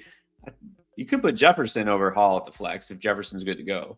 Yeah, I'll put Jefferson over Hall. I'm not suddenly back in on Brees Hall like just because of what he did last week. It's not like he was running wild all over the field. Like, oh my gosh, he looks fully healthy. It was like, okay, he caught a bazillion passes and he scored. Which, look, hey, that's kind of what Rachaad White's been doing. That's kind of what Austin Eckler's done for years. But he did it once. You know what I mean? Yeah. I would still go Jefferson, assuming it's all systems go. And I'm keeping Stafford over Fields. You doing that Real too? quick. Oops, not that one. Sorry. Clyde saying this. Hopkins revenge game this week. Oh, the revenge game. When did he last play in Houston? What year was that? I was gonna say, wasn't he with Arizona for a couple of years, at least 2 years? If it was the Cardinals, maybe you could talk me into it. I don't know if he has any revenge towards Houston anymore. Like, it's not like Houston, we're like, get out of here, we don't want you. Right. Nah, I still look. I like Hopkins, but nah. All right, let's do Doug Fenton. Full PPR, have CMC. That's good. Needs a running back. Have Gus. That's not good. Aaron Jones. Nah, okay. So Spears or try to get Chase Brown, McKinnon, or Foreman? Not Foreman. I mean, try to get Chase Brown. Try to get McKinnon. I'd probably start him over these guys. I know Spears had a nice game last night with all those catches, but remember, they were getting blown out. They were in like desperation, play fast, comeback mode. I don't know if that's going to be the case this week against Houston in Tennessee with Davis Mills. I don't think that's going to be the case. I don't know. See if you can get Chase Brown or McKinnon and start one of them. Yeah, the problem is when Spears was doing all that damage is because the Dolphins were playing the prevent defense, which worked great. Just was wonderful. I would get Chase Brown. I think you can drop Rashawn. You can drop Pierce too. I'd say drop Rashawn and Pierce, pick up Brown and McKinnon. I think you can start Chase Brown. Pierre DeCoste. It is crunch time indeed. In PPR, Fields or Hurts? I'm still going Hurts. Still going. He's got the better matchup. Fields on the road against the Browns. I'm going Hurts. Right. Got to go Hurts here. And then we need 2, 2, 1, and 2. CD, Amon Ra, Garrett Wilson, Devontae Smith, Eckler, Javonte, Connor, Zeke, and then Goddard, McBride, Ferguson. All right, let's go. Wide receiver, CD and Sun God for sure. Running back. Oh, man. Eckler, and I might just go with Zeke here. Just chase the pass catching of Zeke. Yeah, I think Eckler that's and fine. Zeke. At flex, I'm just gonna flex the other two wide receivers, Garrett Wilson and Devonta Smith. Then I think I still got to go McBride over Ferguson. It's a road game against the Bills. I know it's the Niners, but I just feel like McBride is more involved, gets a better target share. It's full PPR, so I'm going to go McBride at tight end. Yeah, I think you want to start all those receivers. Still playing Eckler. I think he's still with these guys. Yeah, I agree with all that. Eckler, Zeke, the 4 receivers, and McBride. There you go. And Hurts. Steven Cotto in a standard league. Drop Tua or Love for Browning? No, I would just play Love this week. I know he was terrible last night, but he's at home against the Bucs. Oh, yeah. I'd roll Love over Browning. Especially if Watson does play, I think that's going to help. But yeah, I'm not going to drop either of those guys. Drop Warren for what, Chuba, Zeke, or Chase Brown? Or Ty Johnson? I don't know. or Tajay. I don't know. Okay, so you don't have drop anybody Warren else for you can one of drop? those guys. I mean, I probably prefer Zeke or Chuba because at least like they're workhorses. I don't really want to drop Warren. Yeah, no, this is standard league.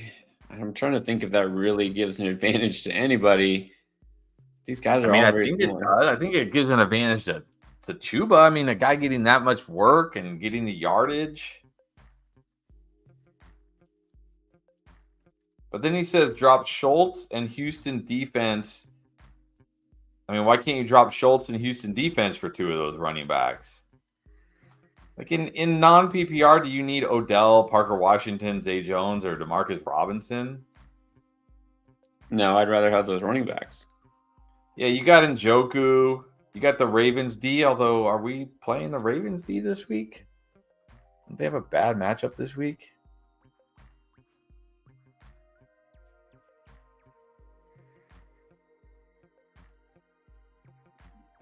They play. How come I can't find them here? They play the Jaguars, so.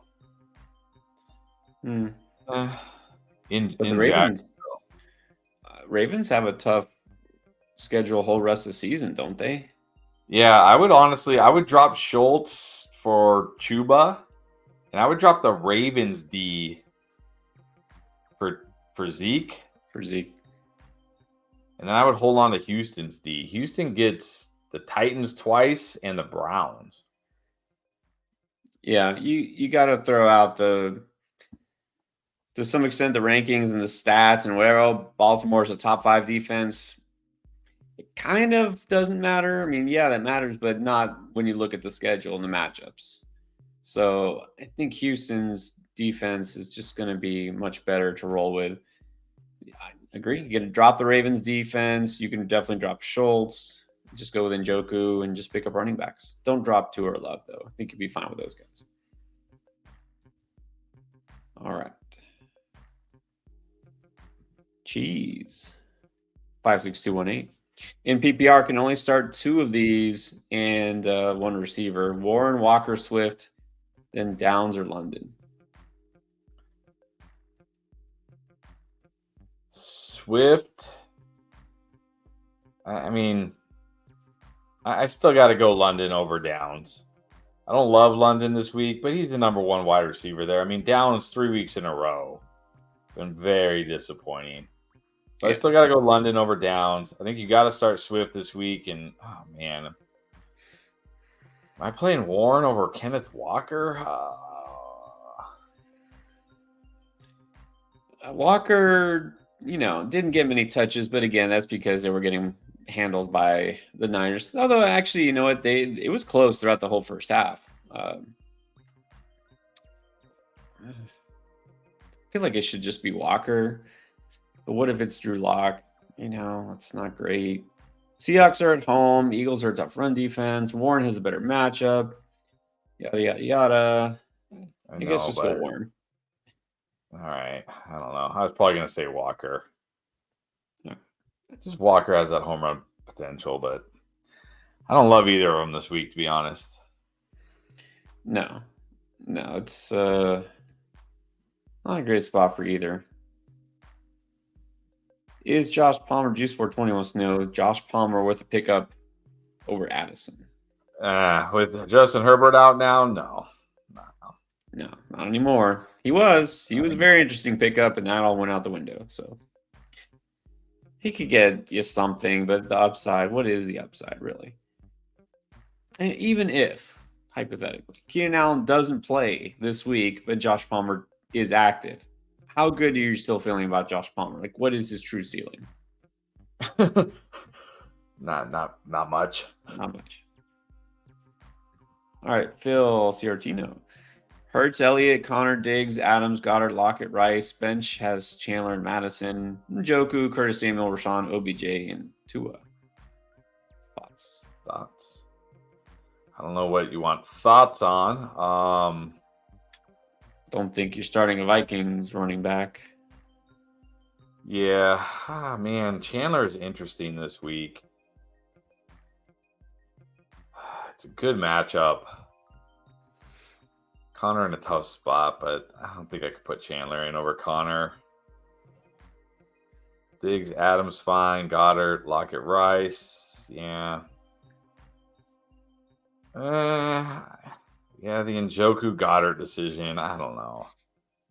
I guess Goddard, he should bounce back. I don't know. Chandler Connor's close for me, and then Njoku Goddard's close for me. Chandler, Connor, Elliott are all close for me. They all kind of feel like the same guy. Volume based. Connor and Elliott. Well, Connor's in a really tough matchup. Chandler's got the best matchup. Yeah. Let's settle this first. It's funny, the question right before this, Sam Cha, just straight up Connor or Chandler. So between those two, you have to flip a coin. Which way do you want to I mean, you gotta feel safer about Connor's usage and role, I guess, but in just offense? That's because Nick Mullins, and maybe no JJ. I don't know. I'm going Connor over Chandler. Yeah. So, I mean, if I'm going Connor over Chandler, then I got to go Zeke over Chandler. Yeah. So I don't think there's any changes here to be made. The only one maybe would be Njoku or Goddard. I think I'd still go Goddard though. So I actually think you got it right, Phil. Vinny, what is up? 16 team, half PPR. Got Miles Sanders at RB2 because it's a 16 teamer, and Ramondre is out. So asking is Williams, I'm assuming you're talking Jamal Williams because it's a 16 team league and he's on waivers. Yeah, I mean, in a 16 team league, he's probably worth picking up. I mean, he had a decent amount of carries. Maybe, look, they signed this guy for a reason. It wasn't to have him stand on the sidelines and do nothing. He got hurt in the first game, right early in the second game, went on IR, still working his way back. Wouldn't surprise me if they get him more involved. No, I don't think he's going to take over or anything, but it's a 16-team league. Yeah, I think Jamal Williams is worth picking up. Exactly. I don't know between these two who I'd rather have because the answer is neither, but that's why I'm not in 16-team leagues. Maybe Jamal Williams scores a touchdown this week. He was more involved. Pointing this out, he got the second most carries of the season behind only week one. And of course, week one, that's when Alvin Kamara didn't even play with a suspension. Not saying he's going to keep ramping up to like 20 touches next week, but I think he's worth picking up in your league. The Wizard of Odds wants to know Flacco over Minshew. Got a couple of those questions. Flacco at home against the Bears. Minshew at home against the Steelers. Oof.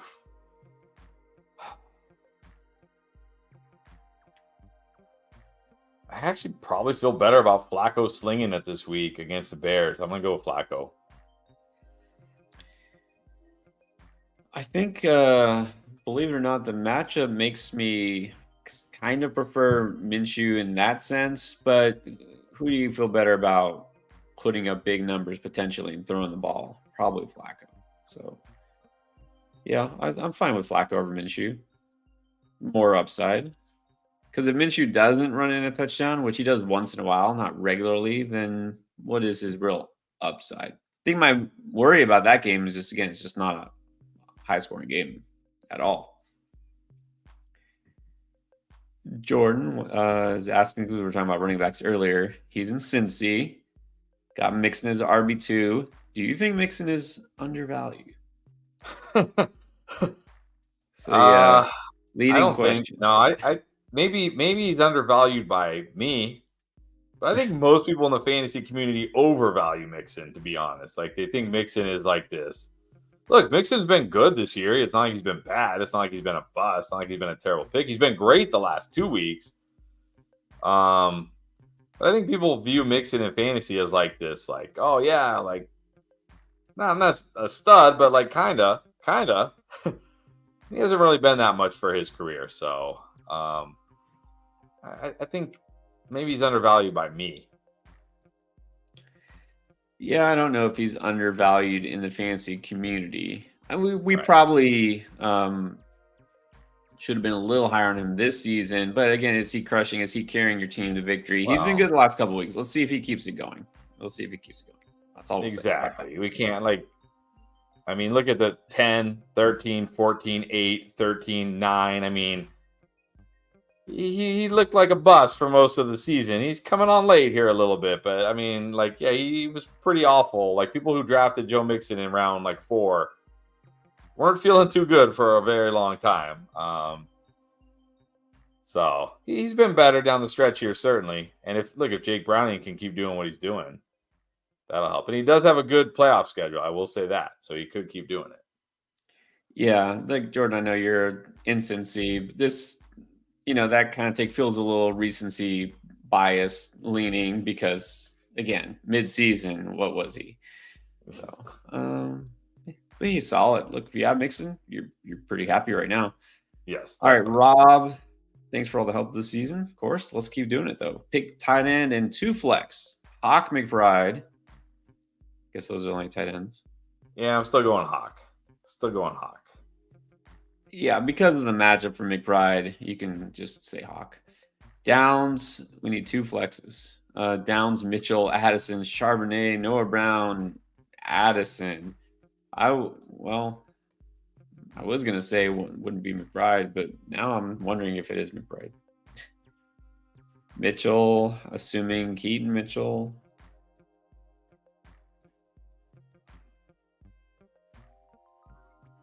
Two flexes. Keaton Mitchell and oh man. Honestly, I might roll with Ty Chandler over these guys. You got to drop somebody. Who would you drop? I might just drop Josh Downs. Who's picking up Josh Downs right now? Yeah. Ty Chandler should get all the work this week. It's a good matchup against the Bengals. I'm going to drop Downs.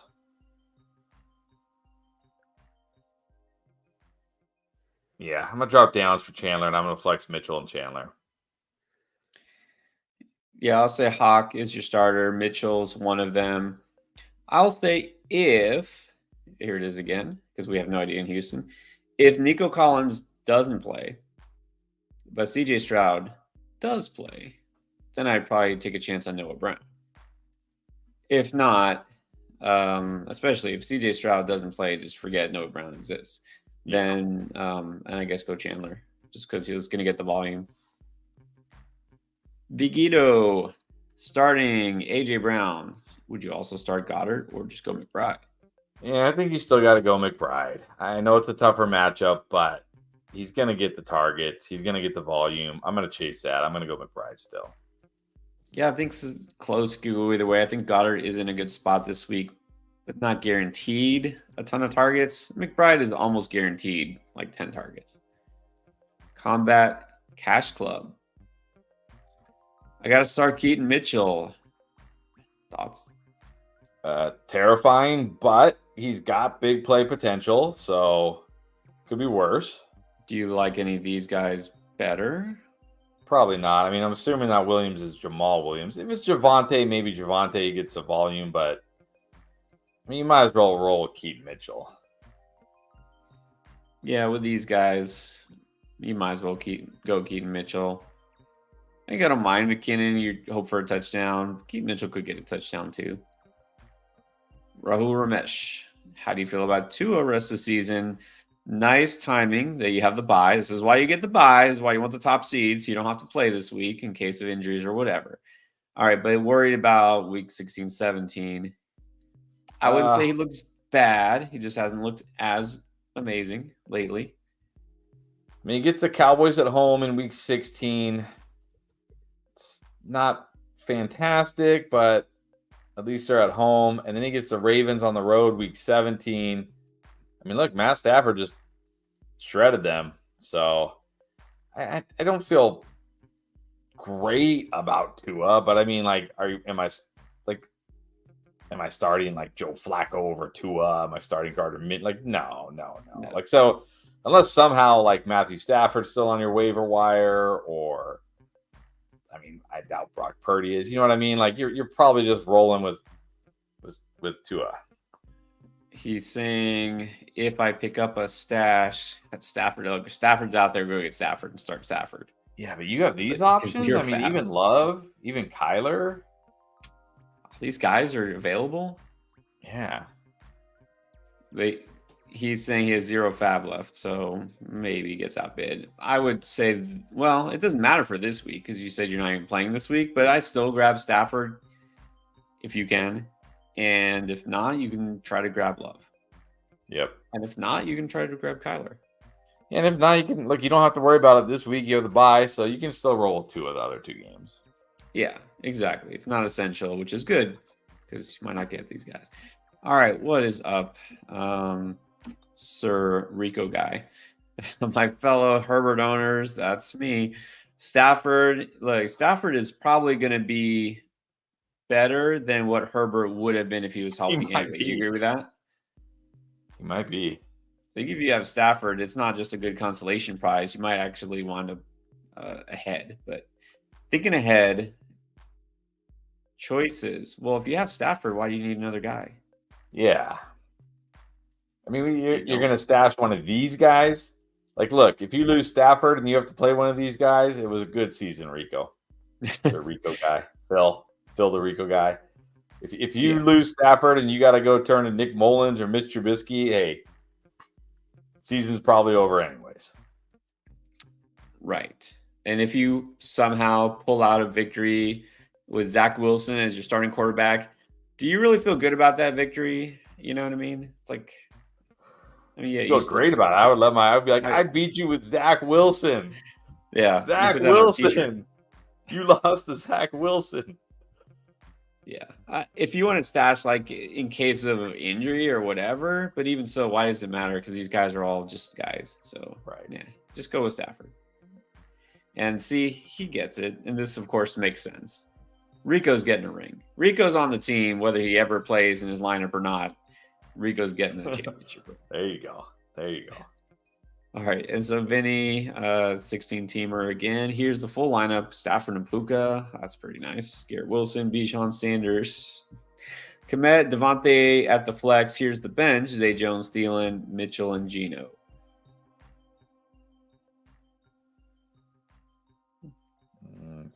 Not much to change. Oh my gosh, you gotta play Miles Sanders. Just change Miles Sanders if you can. Yeah, that's it though. But the rest of your team for a 16-teamer is pretty strong. I mean, Stafford, Puka, Garrett Wilson, Bijan, Komet, and Devonta. That's pretty strong for a 16-teamer. Yeah, exactly. All right, Steven saying he's out of the playoff in the first round because Sun God and Nico did nothing. Streamed Otton Warren, Keaton over likely Deontay Odell. Just listen to the pain meds. Well, look, I mean, Odell Beckham. Who knew? You can't go back and say, "Oh, I should have started Odell Beckham." Who knows? Yeah, I mean, it would have been pretty gutsy to play Odell. And likely versus Otton, who knows? Again, Otton did score a touchdown. I mean, likely had that 50-yard uncovered touchdown. Yeah, this is fantasy football, Steve. You know, the best team definitely does not always win. It's a week-to-week thing. This week, one of your top receivers got hurt in the first quarter and gave you nothing. Amon-Ra, who's been amazing every single game except for this 1 week. This is the 1 week he's been just bad, other than the week he was hurt, I think. That's how it is. But, you know what? Fantasy football can be painful. Yes. But you know what eases the pain? Shrek 2 on DVD. Shrek the Halls. It's time. Shrek the Halls. PPR. Shrek the Halls, that's right. 1 QB, 1 running back, tight end, flex, super flex. Ritter, Geno, Singletary, Hunt, Gainwell, Spears, Sharps, Berg, Muth, Rice, Dotson, Downs. You should be starting Bijan, regardless of whether it inspires Desmond Ritter. Yeah. I mean, if Gino plays, you got to play him. Yeah. One running back.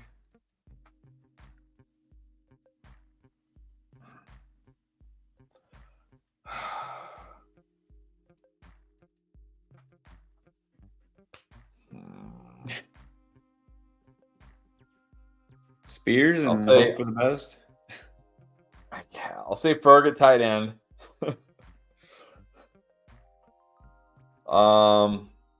Gino if he plays at the super flex. As you can see, I'm taking the easy ones first.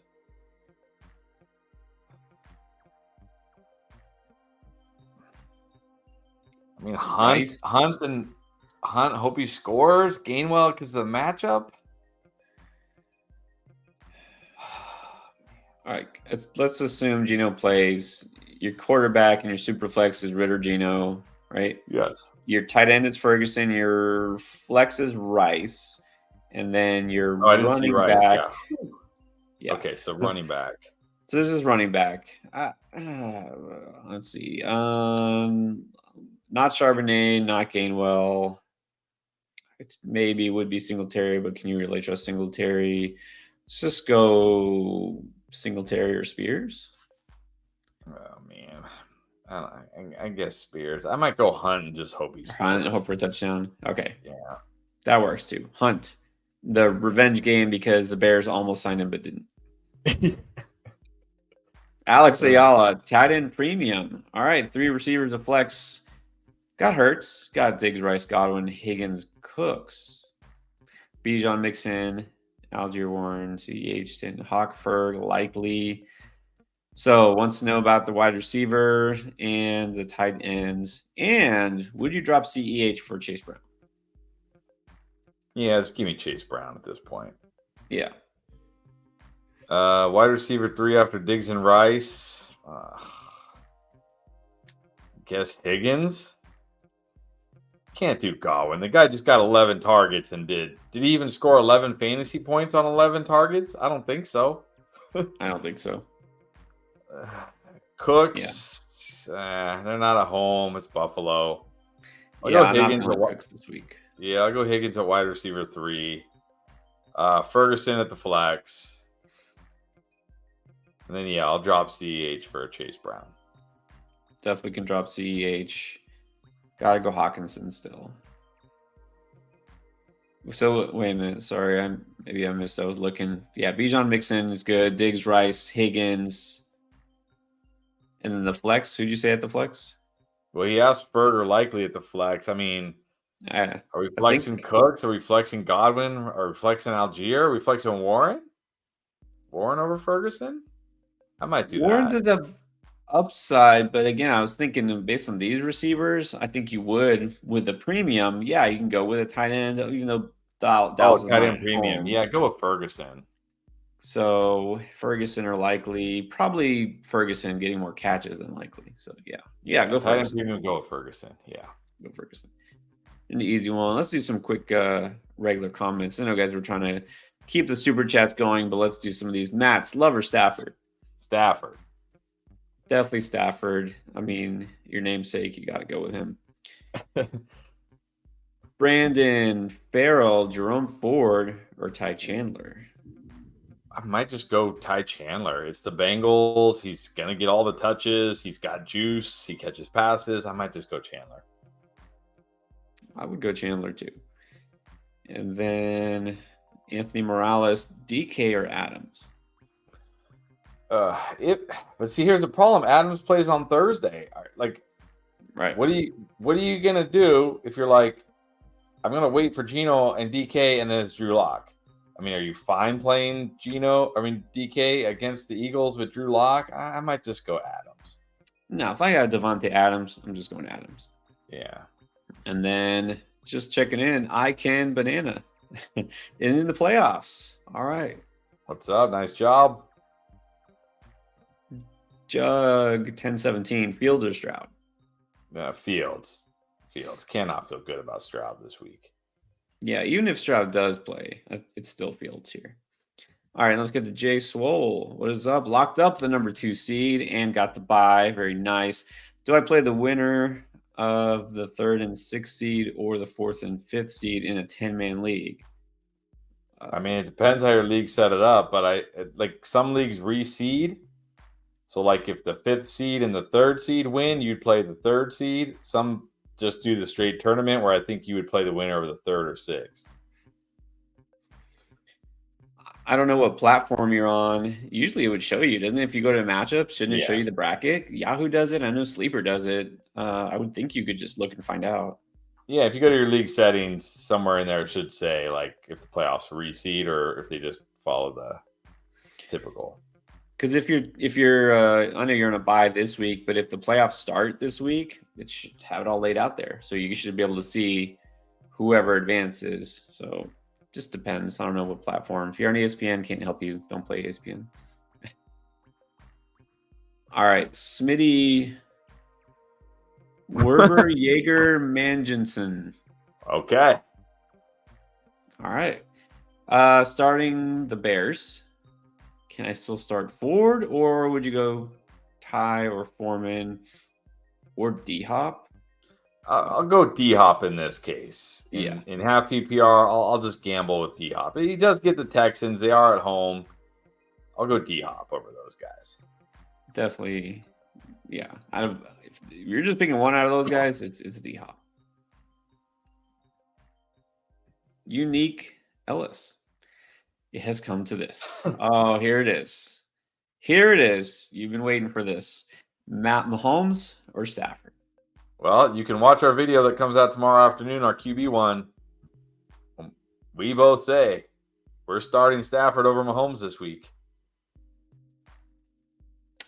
I'm starting Matthew Stafford over any and every quarterback in the NFL this week in fantasy football. I think I am. John Matthew Stafford. I looked up his middle name just so I could say it all. I am starting John Matthew Stafford. Did you know that Matthew is actually not his first name? It's his middle name. I did not know that. I just learned that right now. Dropping the knowledge there. So, yep, going Stafford. Missed this. Kim Banana started 0-4, now in 2nd place. So there you go. I think that deserves a special shout out. For real. Let's go. That's not how you start; it's how you finish. Like, it really is true. All right, and then Jordan's back. We'll chat. Oh, normal chats. Well, let's go backwards. We did do a few of them.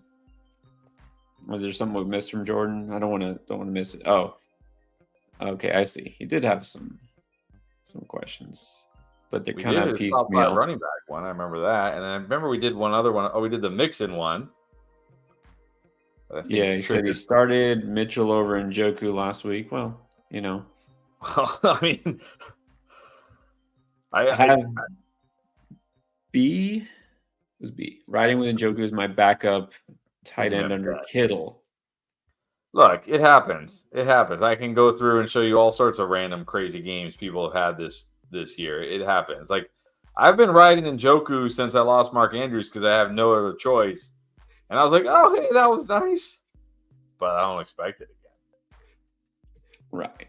And then this one I'm trying to see. We're trying to get to him on. He's saying, what about Kamara or White? I think, again, this is a little far behind. I think the running back talking about the top 5 next year. Yeah, nah. Well, we already kind of covered this, though. Yeah. Yeah, Rachaad White's solid. I don't think we can ever put him like top 5. I don't, because that just the offense he's in, not him. Just I think the offense he's in. All right, Colt Wag. Will Jonathan Taylor play? I mean, we don't really know. We'll see. I hope, but probably not. But I hope. Yeah, Magic 8 Ball says not likely, but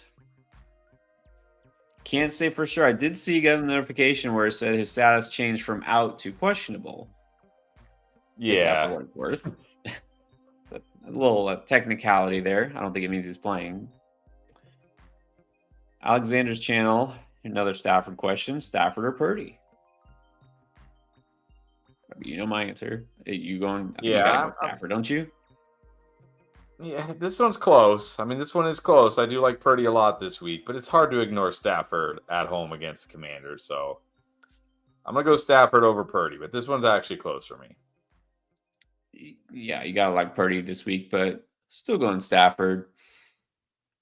I'm basically committing myself now to when we do our underdog draft this week. I basically have to take Stafford in round 1 because if I don't, someone else is going to get him. Sir Rico guy, what about Eckler? Plus or minus with stick? I mean, I don't even know. It's not like we can say like, oh, well, now this offense takes a big hit. What was this offense doing anyways?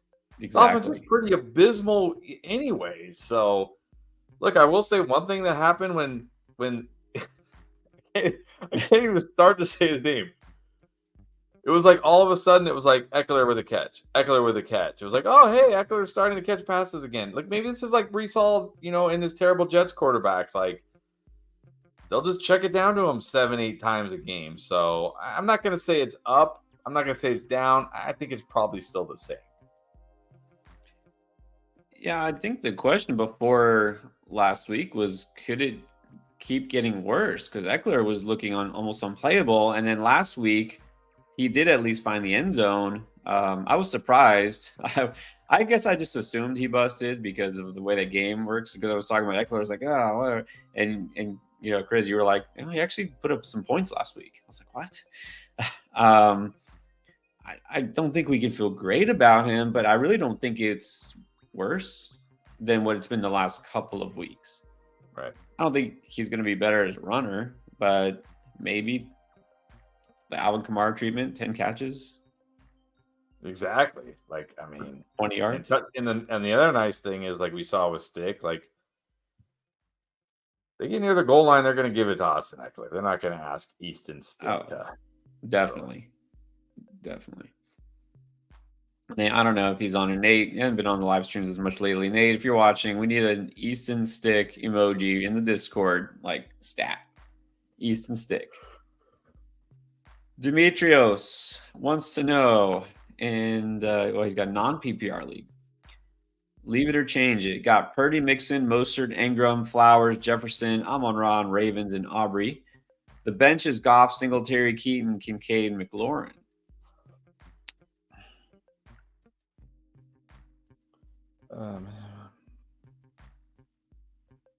Yeah, I don't think I'm changing anything.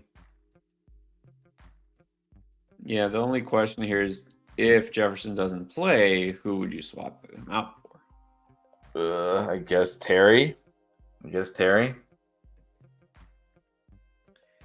Since it's now a topic, is there any hope? Okay, well, there's always hope.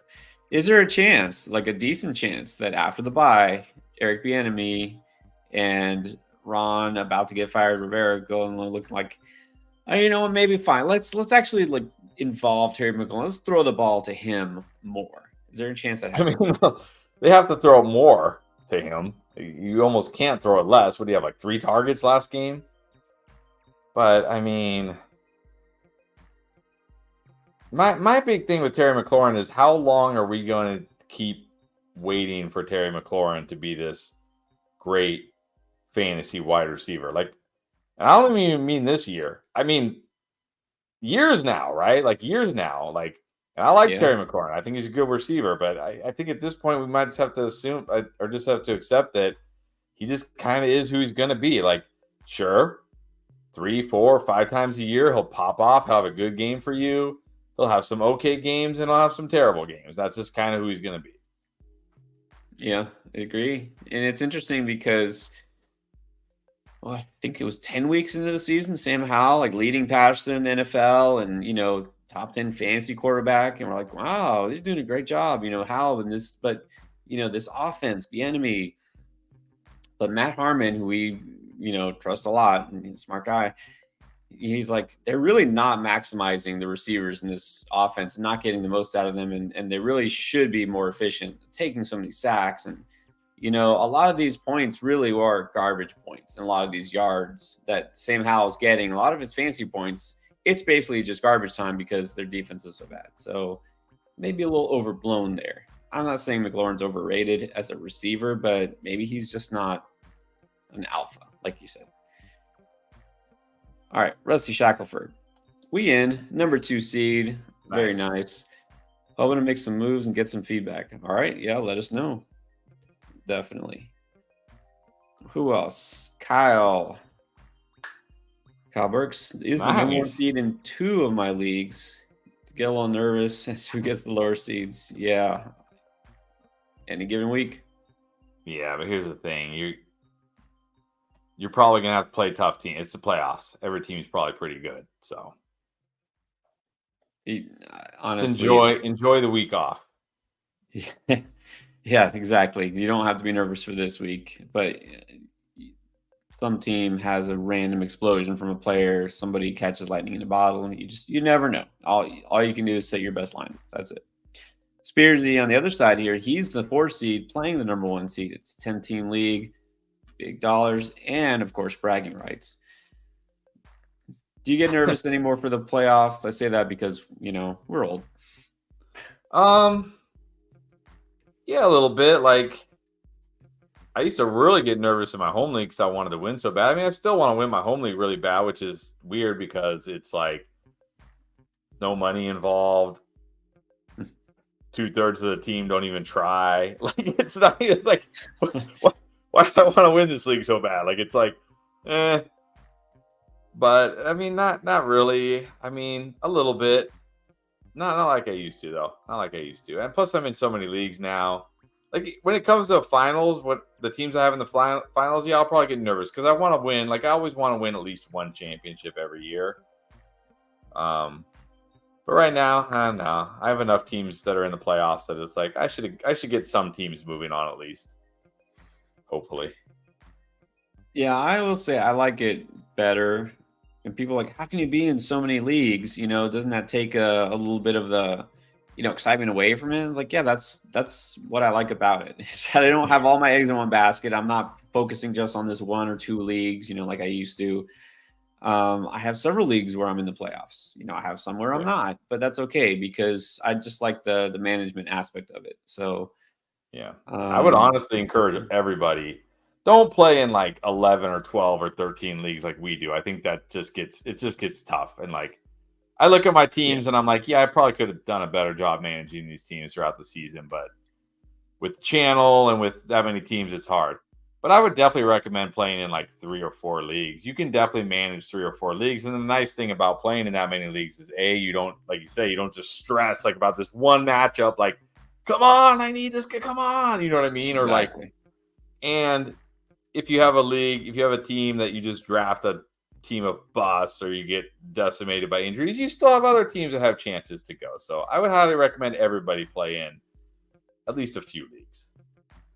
Right. At the very least 2. If you watch and you follow and you manage the lineup for 1 league, it's really not that much work to do it for the other league. You just take all the same information you have and the same thought process and you just do it for a different team. Yep. It really isn't much more time and effort, but maybe not double double digits, but at least 2 or 3. Yeah, double digits. Like I literally look at my sleeper app sometimes. Like tonight, waivers are gonna run. Now it's not as bad now because I only have to do it for my playoff teams, and I have like some dynasty teams that aren't really in contention because I'm rebuilding or whatever. But like I would sit there on Tuesday night and just look at my sleeper app because almost all but one of my leagues are in sleeper, and I'm like, do I really have the energy to go through and set my waiver claims for all of these leagues right now? Like, oh man. I know. That's the one thing I would definitely say is try to keep your leagues on the same platform, because I have one random dynasty league I'm still in on a different platform, and every other week I honestly just forget that it exists, and then I'm like, oh, I didn't set my lineup. Good thing is it's a dynasty league, so not making the playoffs. Hey, I got some high draft picks.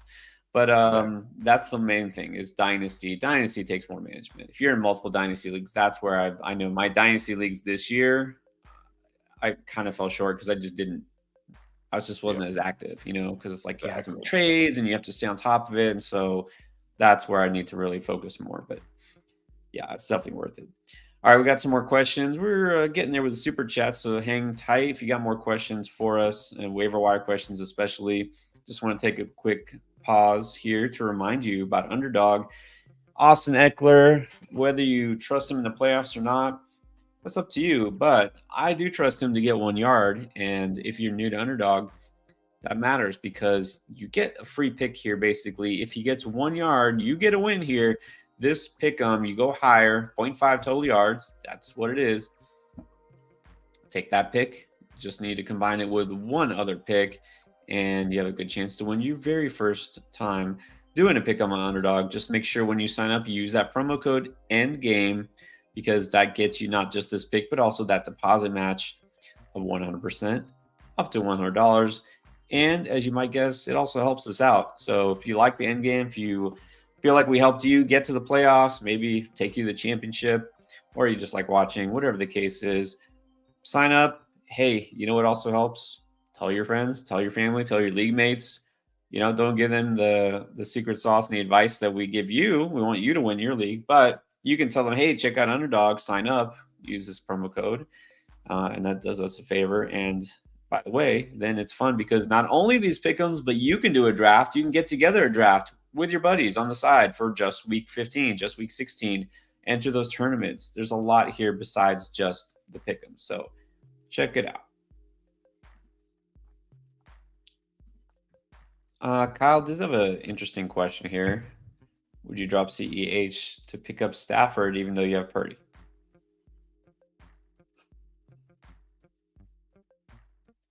Like, am I so worried about Stafford that I'm like, I don't even want somebody else to get? Like, is Stafford going to be like QB1 rest of the season? I mean, but it still might be good to have him on the bench in case something happens to Purdy. I mean, I would play Stafford over him this week, but I think he said he had the number 1 seed, right? So he's not even playing this week. Did I remember? Didn't he say he had the number 1 seed in 2 leagues? Yeah. I don't know if he has a bye. He says he has the number 1 seed, but I assume he has a bye. I would play Stafford over Purdy this week. I like Purdy a lot. I think Purdy will be more than fine this week, but yeah, probably do it.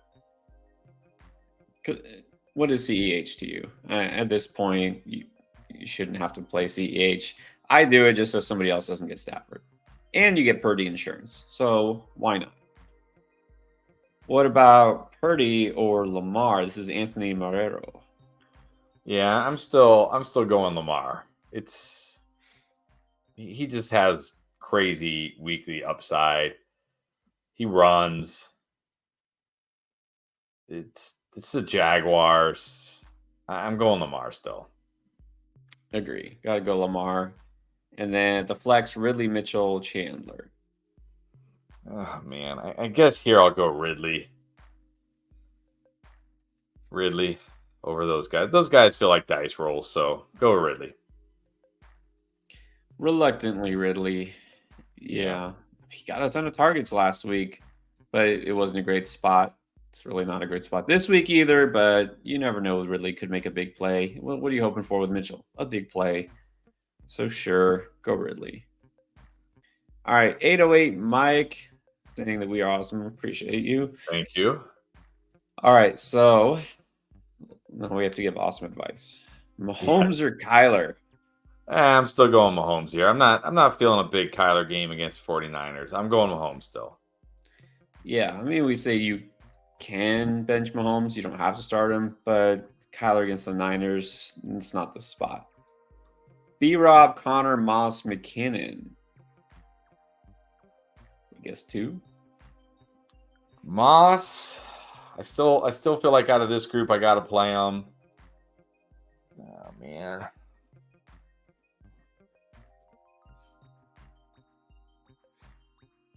If it's Brian Robinson, he might not even play.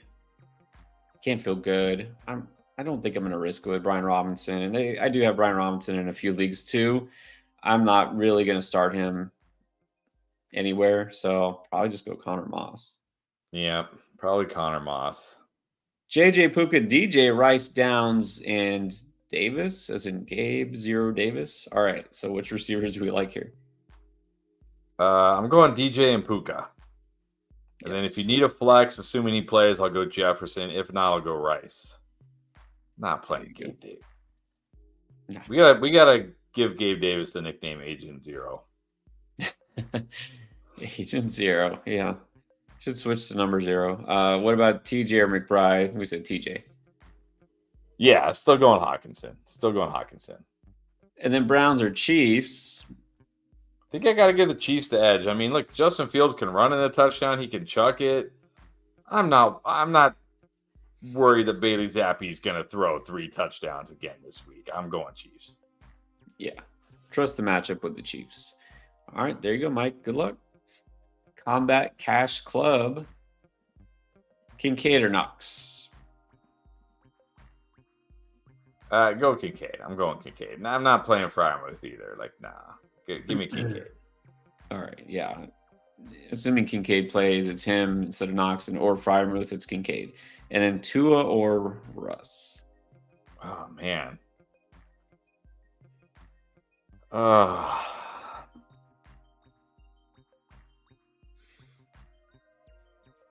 This is way closer than it should be this week, only because it's the Jets and we don't know how healthy Tyreek is. I might just go Russ. He gets the Lions. He's been fine. Sadly, might just go Russ this week. Yeah, I'm okay with it. Because Lions defense is really bad the last few weeks, and Russ is running, so I'm okay with it. He did say he was leaning Russ, but he also did say he was leaning Freiermuth. Kincaid, I think, is still the tight end if he's good to go, and then you can go Russ if you want. And then Mike, sorry, I didn't catch this at the beginning. He's saying he's got a first round bye, so nice. That's pretty good. So you don't need to worry about it this week, I guess. Yeah. But all right, Bilal is back. What's up, Commander Shepard? Full PPR, but now without Herb Goat. League is hoarding every decent quarterback. Yeah, I love that. So here we go. Flacco or DeVito? Well, again, kind of like I was saying with Gus when I was talking to him earlier this year, I wouldn't worry about my quarterback for the rest of the season. I would worry about my quarterback for this week. Because if you don't win this week, it doesn't matter what they do the rest of the season. So I would just worry about my quarterback this week. DeVito on the road against the Saints, Flacco at home against the Bears. I'm going Flacco. Yeah, the interesting thing with DeVito, what we saw, which I don't know that we can guarantee we'll see it again, is he at one point late in the game was the leading rusher. Yeah. For the Giants, and it wasn't even. I looked at the box score. I was like, he must have ripped off a long run. He didn't. He was just running it a lot. Like to just kept running. I don't know were they doing like the triple option or what, but DeVito just was running a lot. He hadn't done that before, really. But maybe the defense will now be ready for it because it's just something new they pulled out. You know, I guess they just brought out the Daniel Jones playbook and decided to give it to DeVito and let him try to be Daniel Jones. I'm still going with Flacco, though.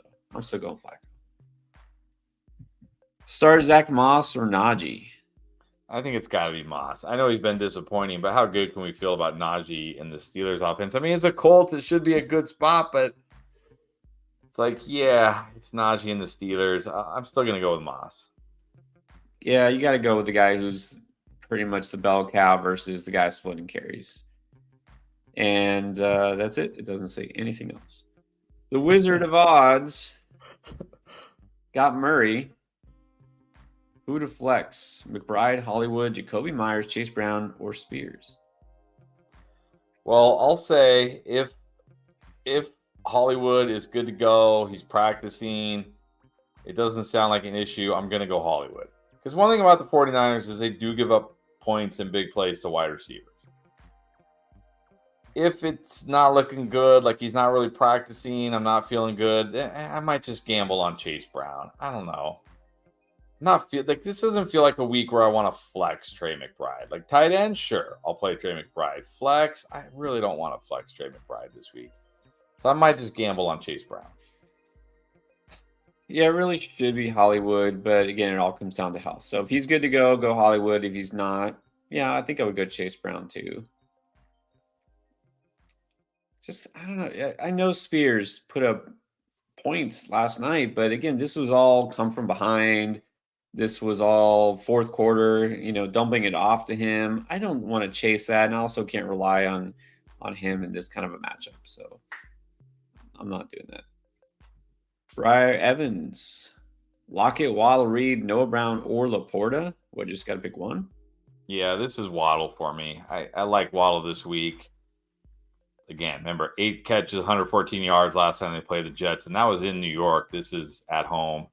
This is a sneaky good spot for Waddle, so I'm going Waddle. Yeah, this week, this group, you need one, it's Waddle. So Steven, even though did exit in the first round, he's saying that the trap almost worked. He said he dropped Madison, his opponent picked him up and played against him. So it seemed like it worked. What do you mean it almost worked? That seems like it worked. Well, the trap worked, but the outcome was. Oh, he still lost. He still lost. See, this is a thing now. So maybe we should do a weekly segment like trap drops, or I don't know. Players to drop that you hope your league mates pick up and play against you.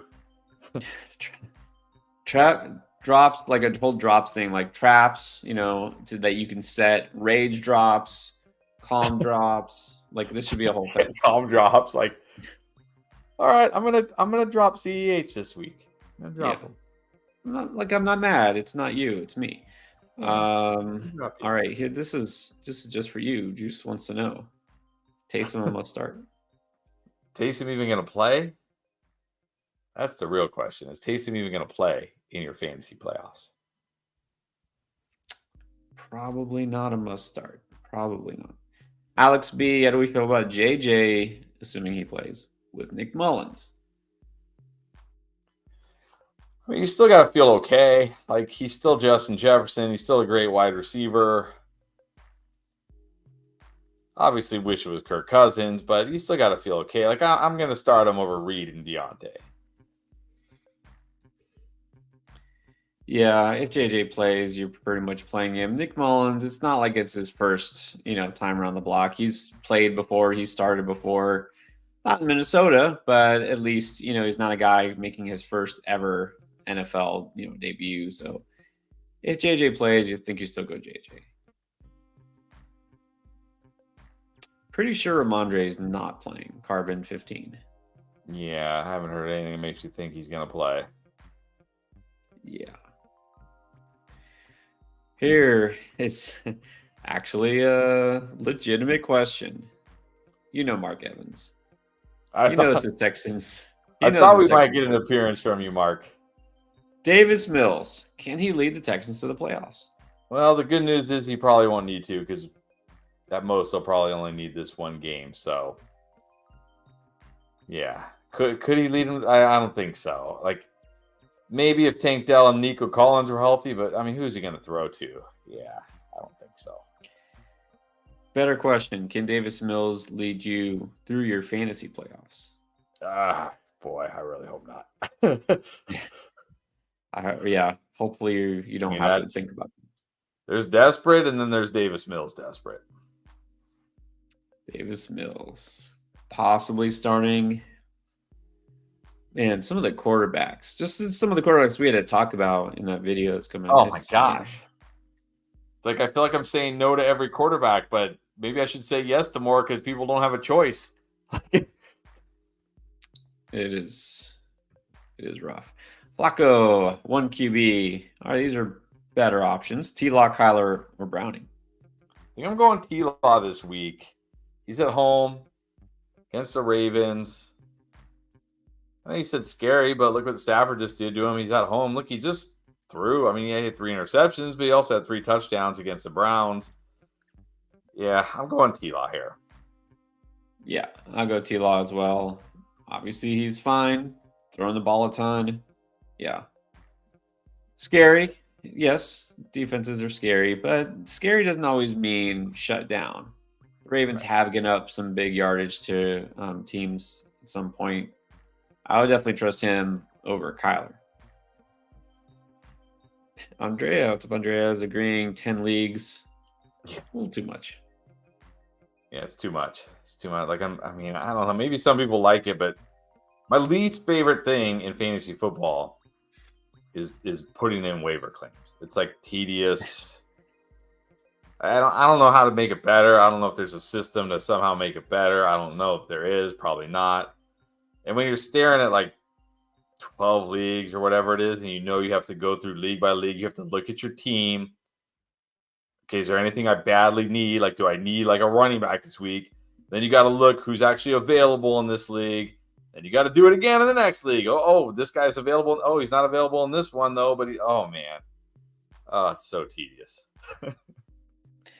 It is a little tedious, especially when you're like just repeating it over and over again. To me, it's just like set aside like 10 minutes. I just boom, I know which players I want. I can do it pretty quickly because a lot of times, especially in our leagues, they're just not much, worth picking up. And if there's a guy you need to pick up, it's either he's there or he's not. To me, what I like doing, but I just don't have the time for it, and it takes a lot more, is the trading, because you really have to think, okay, all the people in this league, who's going to trade with me? Who has what I want? Who's got, something that, wants what I have? It's just like I didn't have time for it. That's true. That too, because I do love trading. I think trading is fun. I think working on a trade is fun. Getting a deal done, it feels great when you go back and forth.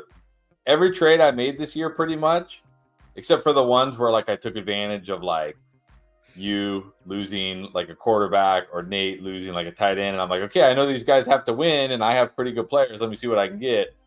And those were in dynasty leagues. Every trade I made this year was offered to me. Like I just like got a notification from Sleeper, checked it out, and I was like, oh, that's a pretty good trade. Okay, I'll take it. Or it was like, I don't like that, but what if we do this? Okay. Like every trade, I didn't. Yeah. Usually I'm very active trading. I think that's the best part of fantasy. But when you're in that many leagues, like you said, it's like you got to look at what your team needs, and then you got to look through all the league and see who has what you need, and what do you have that they need. Oh man. Yeah. Play in multiple leagues, but like 2 or 3. Don't play in 10 plus. Yeah, 3 might be the sweet spot. All right, but Andre has a question. Garrett Wilson or Zay Flowers in half? Ooh. They feel very similar. Like Garrett Wilson's going to get the targets and the volume. But Zay's in the type of offense where he can have like the bigger games, right? Like we've seen in the last 2 weeks. His offense can give him the bigger games. And it is a good matchup for Zay against the Jaguars. Wilson feels like the floor play, and Flowers actually feels like the ceiling play to me. Flowers has finally shown some ceiling, getting in the end zone, making big plays. We knew he was capable. They just, for whatever reason, weren't using him that way early in the season. Is it a big game for him against the Jaguars? It might be. It definitely could be. So in half, I might give the edge to Flowers, but Wilson is pretty close there. All right, we buy homes near you if you happen to be in the 512 area code. Lost Stroud and Collins during my buy. All right. Who do we replace Nico with, assuming that he's out? Sutton, Reed, Flowers, OBJ, or Rice? This is non-PPR. I think in non-PPR, you got to go Sutton. Yeah. A touchdown upside. Hello. He has, 10 touchdowns? He's a touchdown machine. He gets the Lions this week. Yeah, it's got to be Sutton. Yeah. Even when Jerry Jeudy caught a touchdown, you're like, okay, maybe Sutton won't get a touchdown this week. It's like, nope, couldn't get the left foot in. So Sutton still gets touchdown. Yeah, it's definitely Sutton here. And yeah, at least you have good choices. These are all pretty good for non-PPR. Rice, has touchdown upside. Flowers just talked about, Reed, but yeah, it's got to be Sutton. And then follow up here, wondering if you should be worried about Sam Laporta. Would you guys? No. Look, he's a tight end. He's a rookie. They're going to have bad games. It's the nature of the position, right? I mean, they're going to have bad games. I'm not worried about Sam Laporta. It's a good matchup this week. Against a great matchup, honestly, this week against the Broncos at home. Yeah, I'm not worried about Sam Laporta. Yeah, I said likely he's a good pickup and a strong streamer, but I'm not putting him over Laporta. Logan Thomas is a nice, it's kind of a sneaky start, right? Going against the Rams. The Rams give up a ton of tight ends. They're going to have to throw it a lot. but not over Sam Laporta. So you know how many times I've probably had Logan Thomas on the sneaky start video like 4 times this year, and I think he's come through maybe 2 out of 4. Like he's a sneaky start, but he also could be a sneaky bust. Exactly. Yeah, Sam Laporta, be glad you don't have to worry about tight end. Exactly. Ethan Struby is worried about his quarterback, Tua or Mayfield. Yeah, but I can't go Mayfield. I mean, on the road against the Packers, like how good can you feel about Mayfield this week? I'll just take what Tua gives me.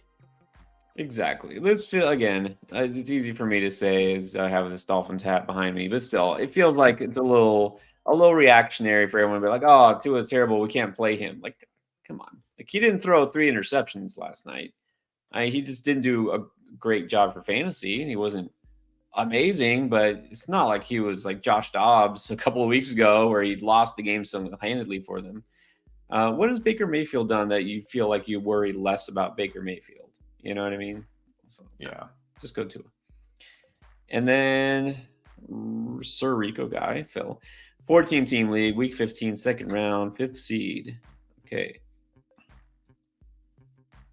Eckler, Gibbs, Lamb, Debo, Ferg, Achane, Hall, Dolphins, and Butker won the most points.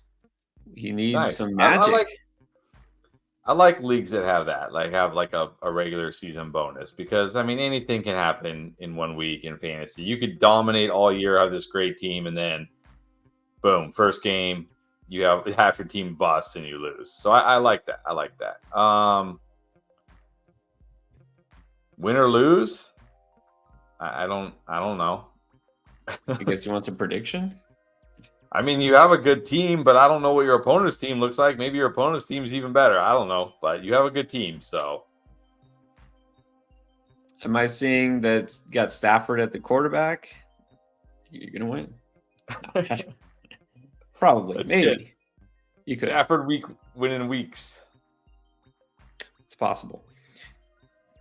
All right. Got anything else, guys? We'll hang on for a few more minutes. Try to get some more questions of anything we haven't talked about. But otherwise, we'll see you all again tomorrow. Don't worry. We'll be back. Let's get to Ronnie, Daniel. Good evening. Sit one. Achane, Mixon, Keaton, or Javante? I think. I mean, you can't sit Achane or Mixon. Right. It's one of the last two.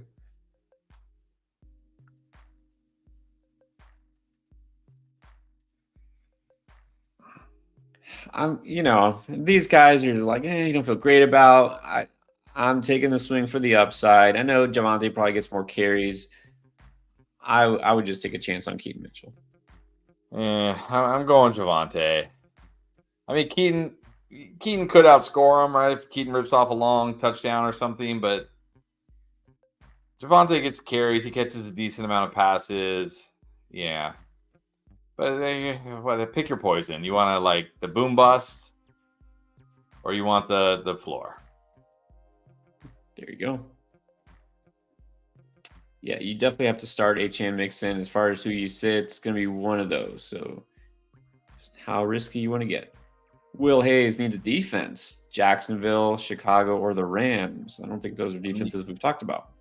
You can't play Jacksonville against the Ravens, right? I mean, I get maybe you can, but I'm not doing it. I'm not playing the Bears on the road against the Lions. I'm going to take the Rams at home against Sam Howell and the Commanders. Give me that one. Yeah. Team that gives up a ton of sacks, and Howell's looked bad lately. So with this group, it's going to be the Rams. Mark Hoffman in the house now. Mark needs 2 quarterbacks. Kyler, Russ, Howell, or Flacco.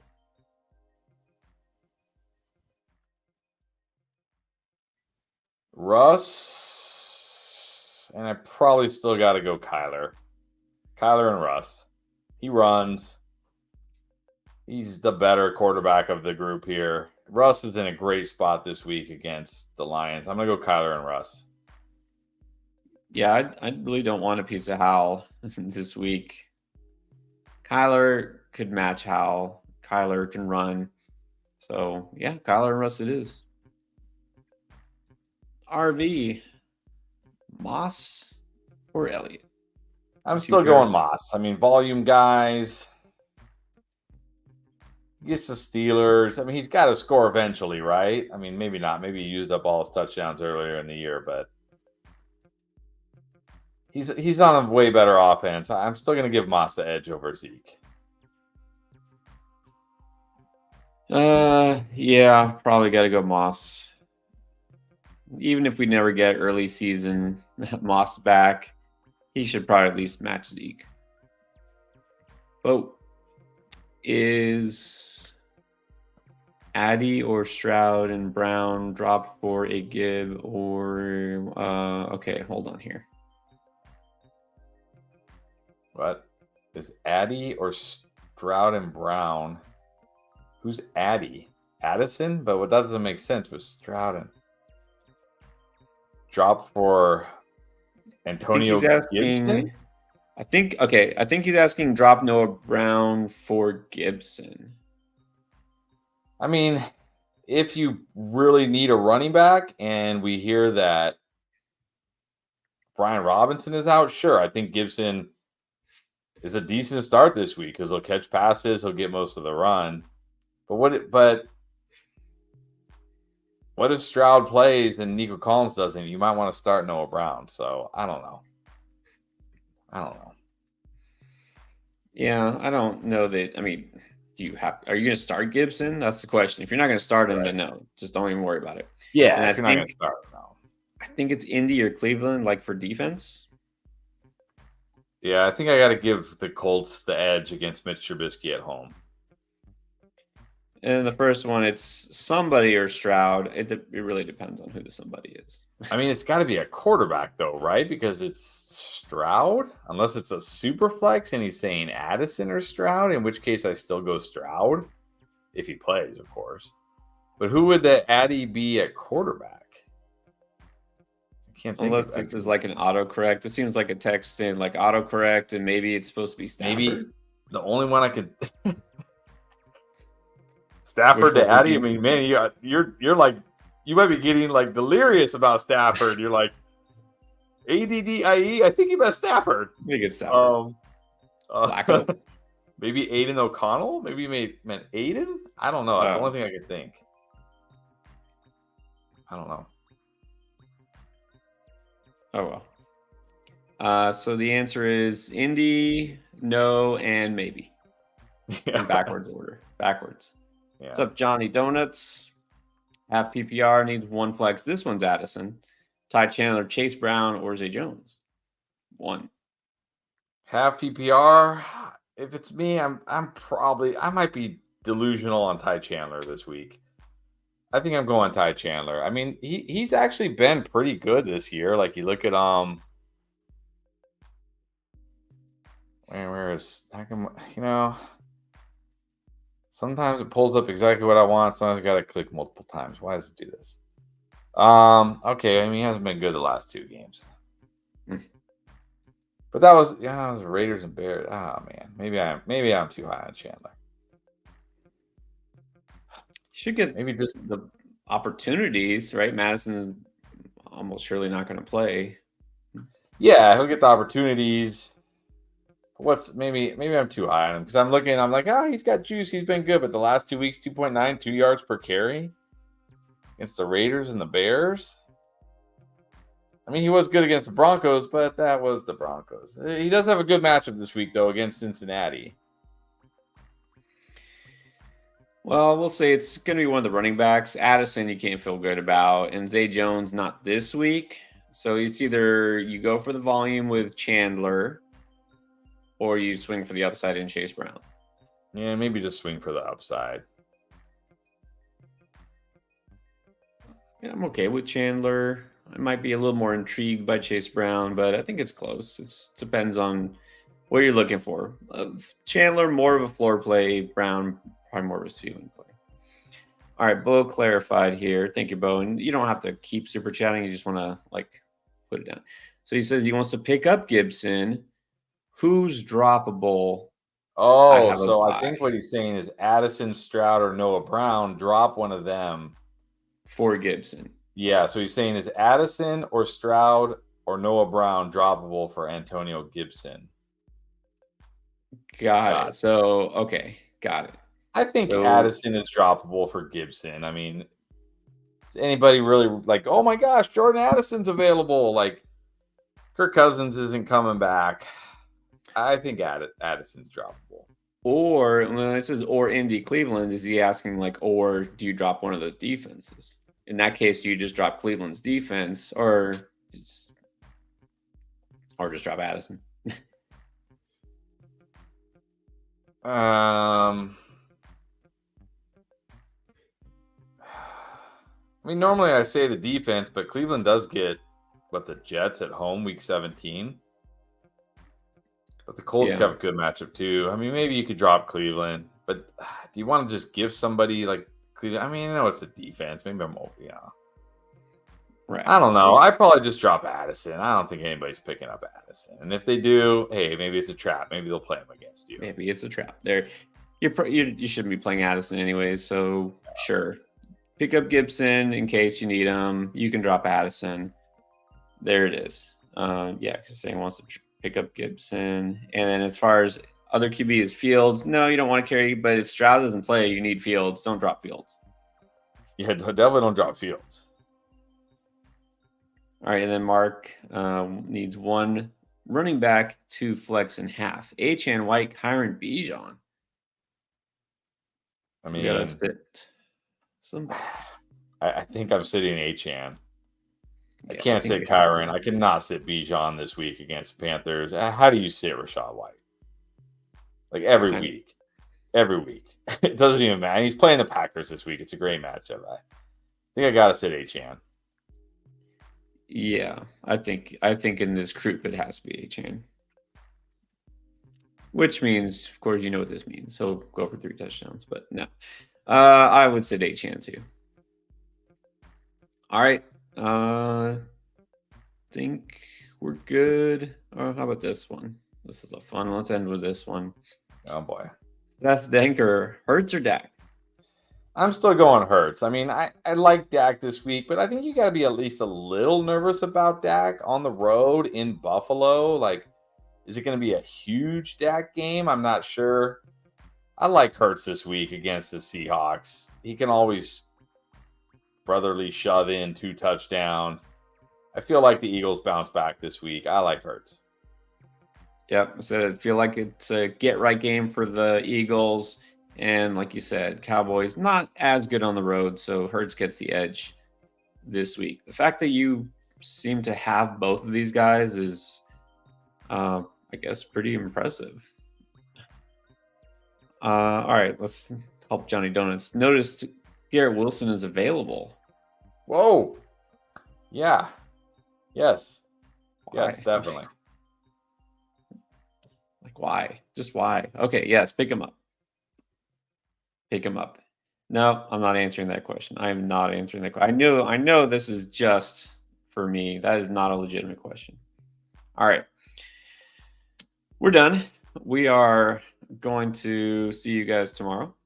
Start sit, waiver wire, maybe trades, prepping ahead for week 16, whatever. We're going to help you guys out. Don't forget, check out Underdog. Once again, reminder, Austin Eckler, 1 yard. That's it. Take the pick, go higher. You get the win there. Just need one other pick to go with it. And also you can do the drafts. There's so much on there. NBA, NHL, WNBA, esports. Not kidding. Everything that you could possibly want, it's on there. So try Underdog Fantasy. Click that link right there down below. It'll take you straight there. That's exactly right, Mark. It's all take home the chips this season and a little early Thursday. Let's go. Easton Stick. There you go. Gonna work on that emoji right now. All right, guys. Appreciate you. We'll see you again next time.